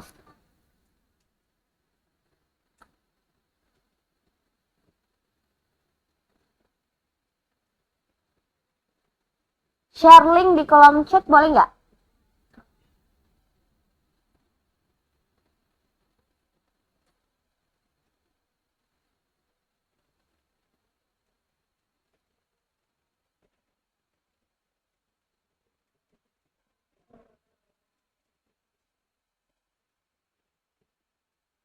Oke, sambil menunggu sesi kuisis ini, mungkin kita juga bisa membahas tentang layanan grup tadi ya Pak. Berarti memang ini setiap perusahaan Kak ada atau istimewa untuk Kala Pak? Kalau yang perusahaan baru kita buat di Kala ini ya. Wah, jadi tapi kalau di special edition ya, Pak. kalau di perusahaan ya, tapi kalau yang apa namanya di kelas-kelas saya seminar ya, Iya, Pak. itu ada beberapa sih, tapi komunitas ya. Tapi kalau perusahaan yang saya coba bangun yaitu baru di Kala sih. Masya Dan itu pun Allah. saya baru sampaikan ketika kita diskusi di bawah tadi. Iya, kan. bener. Bener. Jadi ini tadi Makanya saya coba kita habis diskusi dan akhirnya kita oh iya bisa ternyata kita buat grup untuk mengedukasi insan Kala lebih dalam lagi. Jadi memang BSI juga alhamdulillah memberikan kita ruang untuk sama-sama belajar, untuk mengetahui tren, karena mungkin kita kadang merasa Pak, oh ternyata untuk bahas keuangan ini hanya momen pas talk show aja nih, Iya, ternyata benar. enggak ya, kita bisa hadir di ruang-ruang tersebut untuk join. Jadi untuk insan Kala yang butuh konsultasi keuangan boleh sharing di grup. Ini kalau di grup terus cari nomor Pak Syahrial untuk Japri boleh nggak sih? Boleh, boleh. Ada nomor saya ada di situ. Tadi udah di invite teman-teman tuh di situ. Oke, Belajar jadi beli. terima kasih banyak Pak atas Iya. kesediaannya. Pastikan insan Kala jangan ngawur ya kalau ngechat Iya. udah Syahrial. Bebas, bebas. Nah, insan Kala sekarang udah bergabung 62 partisipan. Ayo Bapak Ibu, hadiahnya tabungan emas. Kayaknya emas yang ini Kak Pak. Oh iya dong. Saya pegang-pegang dulu. Kali saja saya menang. Oh, udah mulai ya kuisisnya. 3, 2, 1.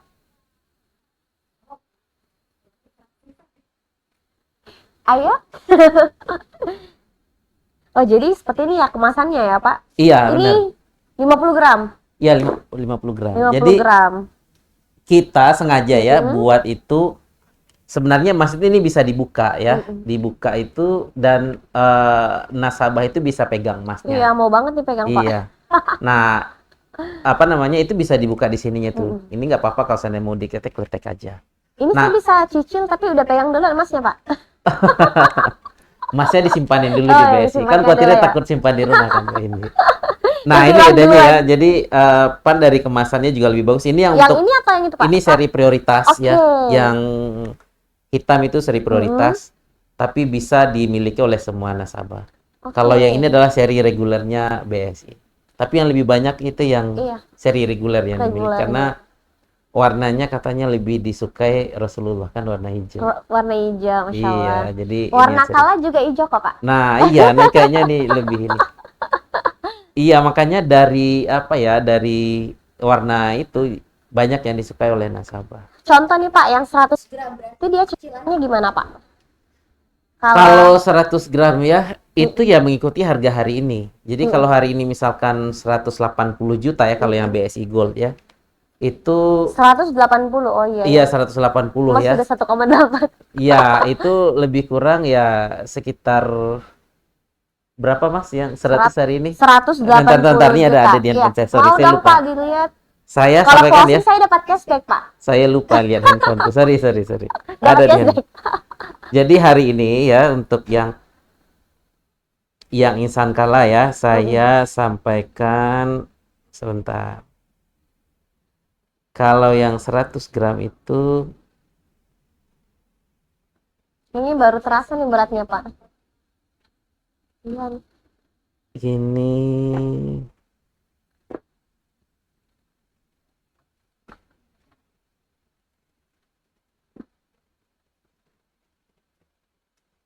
100 gram itu Dia sama kah Pak dengan harga yang 50 gram dulu ya, 50 gram ya. 50 gram itu hari ini tuh harganya 90 juta 396. 90 juta. Ya, 90 juta 396 227 rupiah. Kalau seandainya dia ada DP 5%, DP-nya 4.500.000. Kalau 5 tahun itu 1,7. Sementara 5 tahun 1,7 juta. Makanya saya bilang kalau 10 gram ya, 10 gram itu 5 tahun itu hanya 354.000. Itu udah bisa menyelesaikan satu tujuan keuangan yang lebih murah. Lebih murah Ini ya. yang hadir hari ini ya, yang hadir hari ini. Tapi kalau dia datang ke cabang ya, itu lebih mahal lagi. Yang datang ke cabang. Apanya Pak biaya? Iya kan marginnya cicilannya? lebih ya. Iya, kalau yang datang ke cabang itu sekitar 2,3-an. Oke. Ya, makanya ya jauh lebih murah tuh. Ini Tunggu, pesan Pak, ini sponsor buka ya. kalkulator dulu. Pesan sponsor. Pesan sponsor Iya. ya. Jadi Bapak Ibu insan kala saya perlu sampaikan kalau yang 50 gram ya. Dan juga hari ini ya, ini saya perlu sampaikan ini saya tadi begitu datang ya makan siang sama RCO 10 Bank Syariah Indonesia khusus di Sulawesi ya. Itu Pak Sukma Dwi Priyati menyampaikan bahwa yang pertama dia menyampaikan mohon maaf yang tadi itu mau menyapa tuh katanya itu, tapi kan memang kesibukan nggak bisa hadir di diskusi kita siang sore hari ini. Tapi dia nitipkan ke saya tuh. Jadi khusus yang cicil Mas hari ini ya di luar hadiah yang disiapkan panitia ya. Ini sebagai apresiasi dari dia. Yang khusus cicil Mas hari ini minimal 50 gram ya. Itu dapat hadiah tabungan haji 500.000. Jadi tabungan bersaldo 500.000, kira-kira begitu. Itu dari RCO. Jadi langsung BSI. dapat tabungan 500.000. Iya, gitu. Dan nanti disediakan ya. Jadi biar didengar oleh semua insan kala bahwa ini adalah hadiah yang diberikan. Kalau yang 50 gram tadi berarti berapa Pak? Kalau 50 gram itu angsurannya kalau bagi insan kala kayaknya kecil banget, 1,7 itu. 1,7 per bulan. Sebulan. Selama berapa? 60 bulan. Kali 60 bulan ya Pak? Iya. Berarti sekitar 102. Iya, 102. 102. Oke. Ih, berarti selisihnya berapa tuh Pak? Ya lebih kurang Dikit banget ya? Iya. Itu justru kayak setara harga kecil. emasnya Ya, sekarang. kalau itu lebih kurang sekitar 4-5% ya setahun ya. 4-5%. Sementara kenaikan harga emas kalau seandainya kita buka di Kalau sekarang berarti 50 gram ini berapa Pak? 50 kalau gram tunai? ini 90 juta lebih. 90 juta lebih ya. Oke, Ini yang berarti 50 gram. selisihnya rendah sekali ya Pak. Iya. Oke, jadi di sini kita udah dapat. Boleh dibantu screenshot Bapak Ibu 5 pemenang.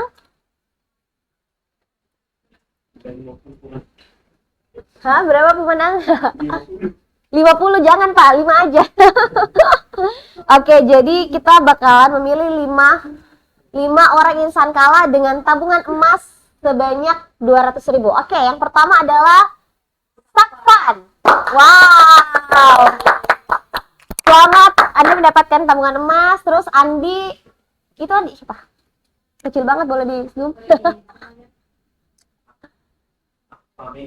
Akfa Mega.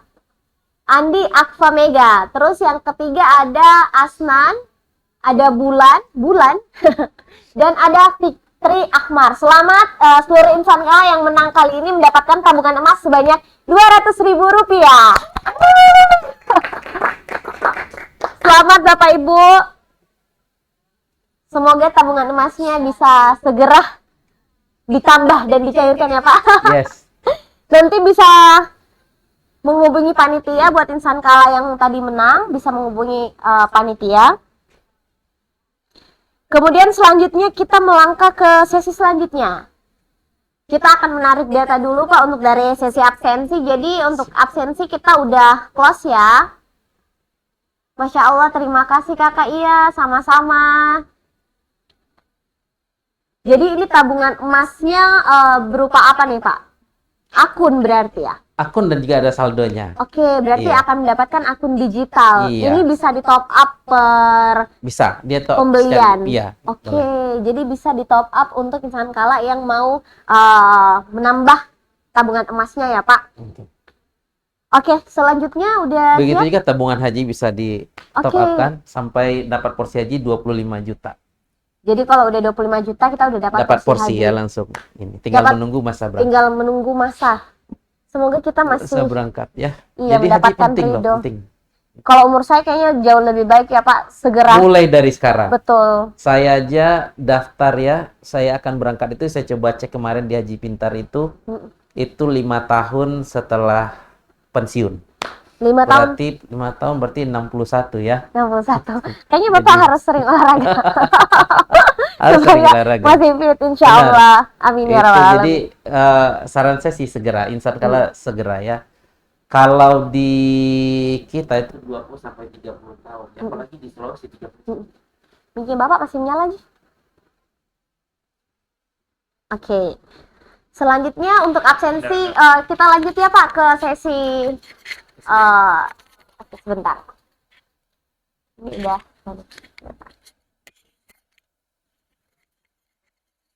Baik Bapak Ibu, kita akan masuk ke sesi pembagian souvenir.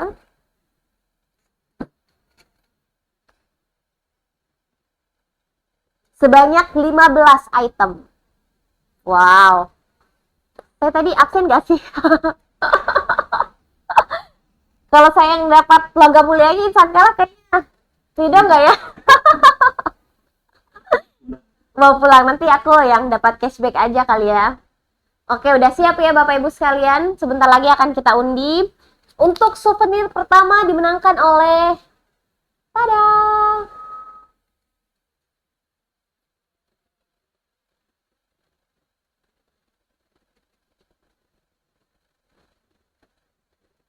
Oke, Syahreza Asila Supriyadi. Selanjutnya, souvenir selanjutnya.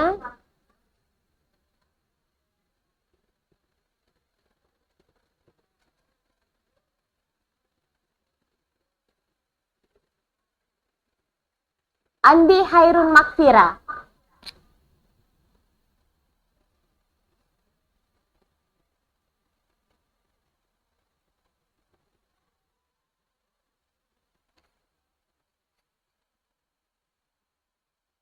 Reski Amal Putra.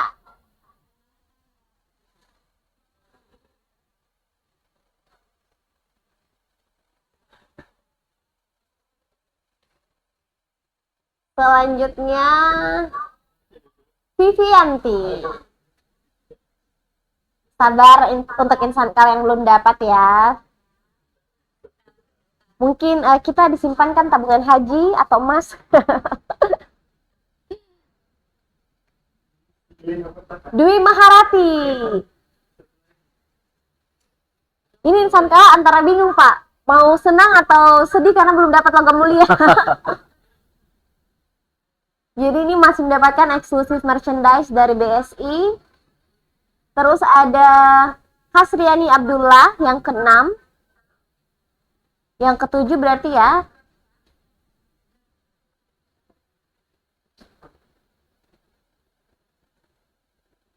Yang ketujuh, Muhammad Alif Lutfian. Ini udah ke-8 berarti. Mohon sabar, insan kala agak banyak hadiahnya. Terima kasih Pak. Hadiahnya ini luar biasa. Muhammad Wildan, RA. Ini udah berapa ya? Saking banyaknya saya lupa. 8, 9 kali ya.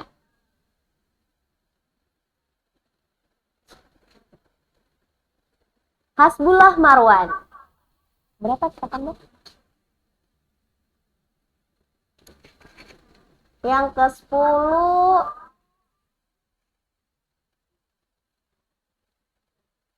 Muhammad Asnan Ashari.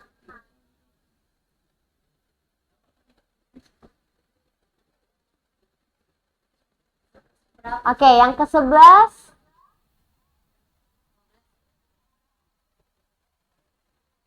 Muhammad Al-Fatwa Reski.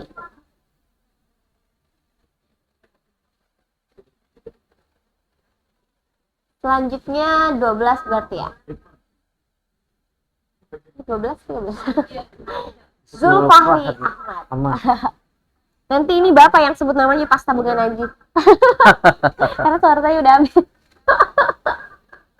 Ini yang ke 13. Fitri Anggraini Alamsyah Saputri. Dan ke-14 ada siapa? Saya lupa absen lagi, Pak. Sayang dong ya. Iya. Ashabul Yamin. Dan yang ke-15 adalah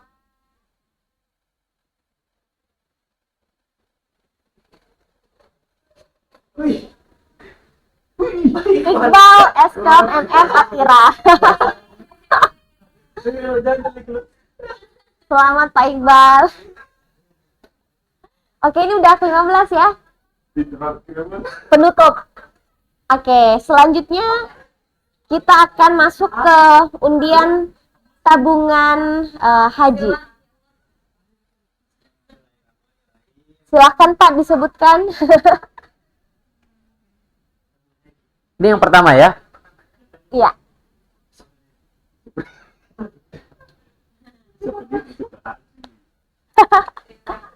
Samsir Cik, benar ya? KIK Pak, Kala Indikarsa, Kala Properti. Oh, sorry. Selamat tabungan haji.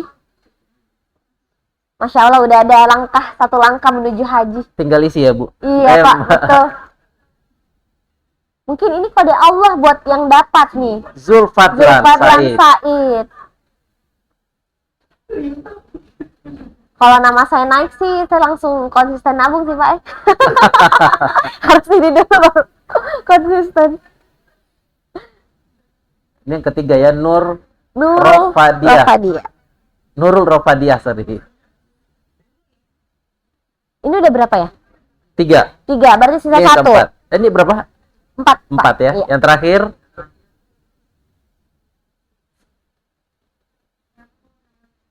Rafli Pratama.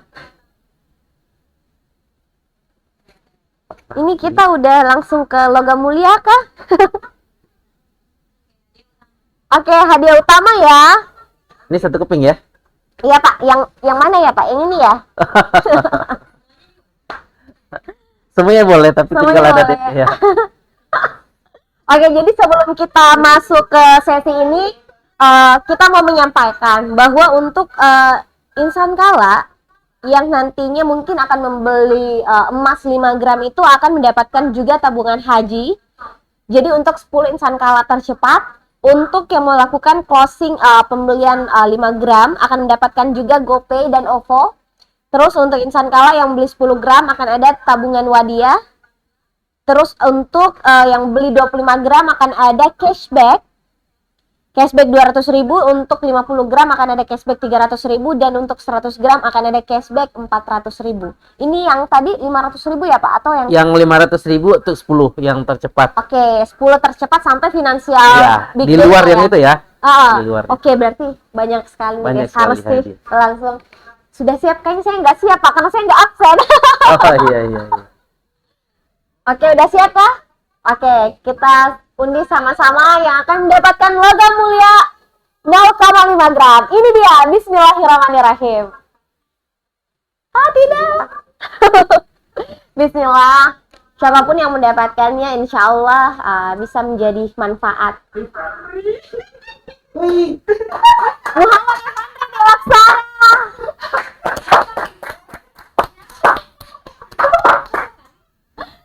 Baik, selamat buat Bapak Muhammad Efandri Dewaksara atas keuntungannya mendapatkan logam mulia 0,5 gram. Jadi memang kita akan memberikan ini ya Pak. Mungkin ada simbolis dulu Pak ya. Boleh. Oke, Kak Kandar.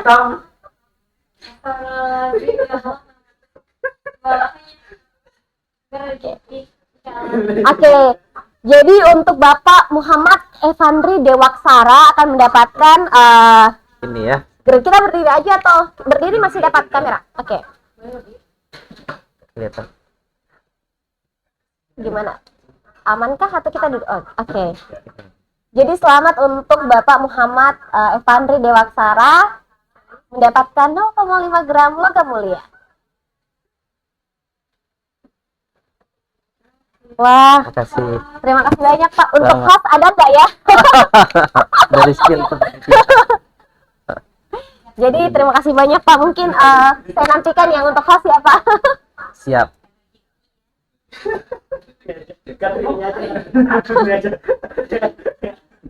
Baik Pak. Selanjutnya kita akan masuk ke sesi terakhir. Kita sangat senang hari ini kegiatan kita sangat meriah karena hadiah-hadiah yang diberikan oleh BSI sangat banyak sekali, mulai dari tabungan haji, tabungan emas, terus kita juga ada logam mulia Antam tadi, terus kita juga ada souvenir, bahkan banyak sekali. Nah, Pak, baiklah sebelum kita tutup kami persilahkan Uda Syahrial untuk memberikan closing statement atau pesan penutup untuk seluruh insan kala. Ya, baik. Bapak Ibu insan kala yang luar biasa pada sore hari ini ya, yang hadir di tempat kerja masing-masing. Saya perlu sampaikan dan ulas di forum ini bahwa sebagai closing statement ya, seperti yang Mbak Indi sampaikan, investasi bukan satu hal yang mudah. Kenapa? Karena harus menahan konsumsi pada hari ini.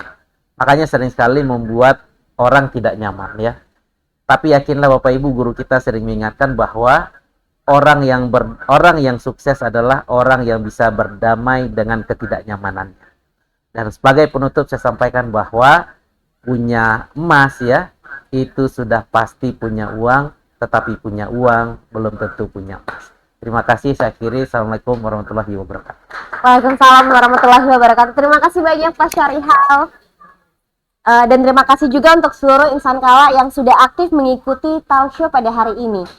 Sebagai penutup, izinkan saya sampaikan satu quotes yang relevan untuk kita semua. Jangan bekerja keras hanya untuk hari ini, tapi rencanakanlah secara cerdas untuk masa depan. Karena sehat finansial bukan soal besarnya angka di rekening, tapi soal ketenangan yang kita bangun untuk diri sendiri dan keluarga. Saya Indira Indiarjo, pamit undur diri. Sampai jumpa di Financial Wellness Talk Show berikutnya. Wassalamualaikum warahmatullahi wabarakatuh. Waalaikumsalam.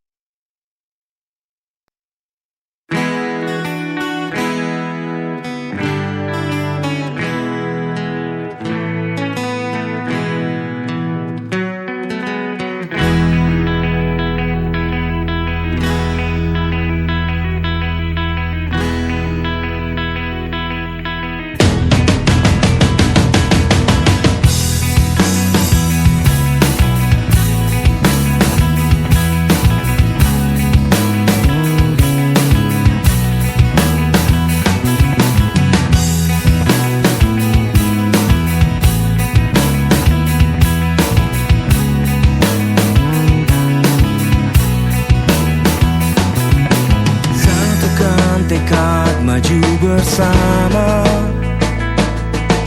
gapai impian jadi yang terbaik. Kuatkan rasa persaudaraan, bangun kepedulian pada bangsa.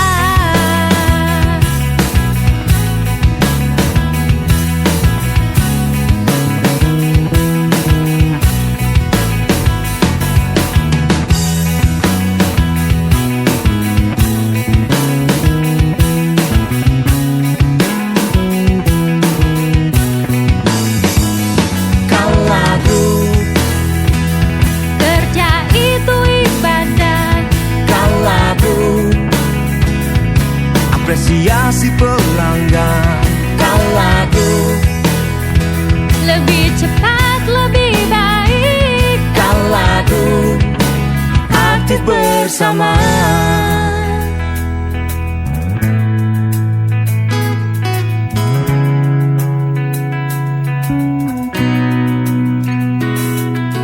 Kerja itu ibadah, apresiasi pelanggan, lebih cepat, lebih baik, aktif bersama.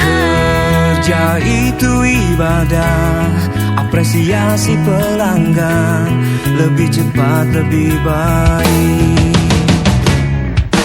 Kerja itu ibadah, apresiasi pelanggan, lebih cepat, lebih baik, aktif bersama. Kerja itu ibadah, apresiasi pelanggan, lebih cepat, lebih baik, aktif bersama. Kerja itu ibadah, apresiasi pelanggan, lebih cepat, lebih baik, aktif bersama. Kerja itu ibadah, apresiasi pelanggan, lebih cepat, lebih baik, aktif bersama.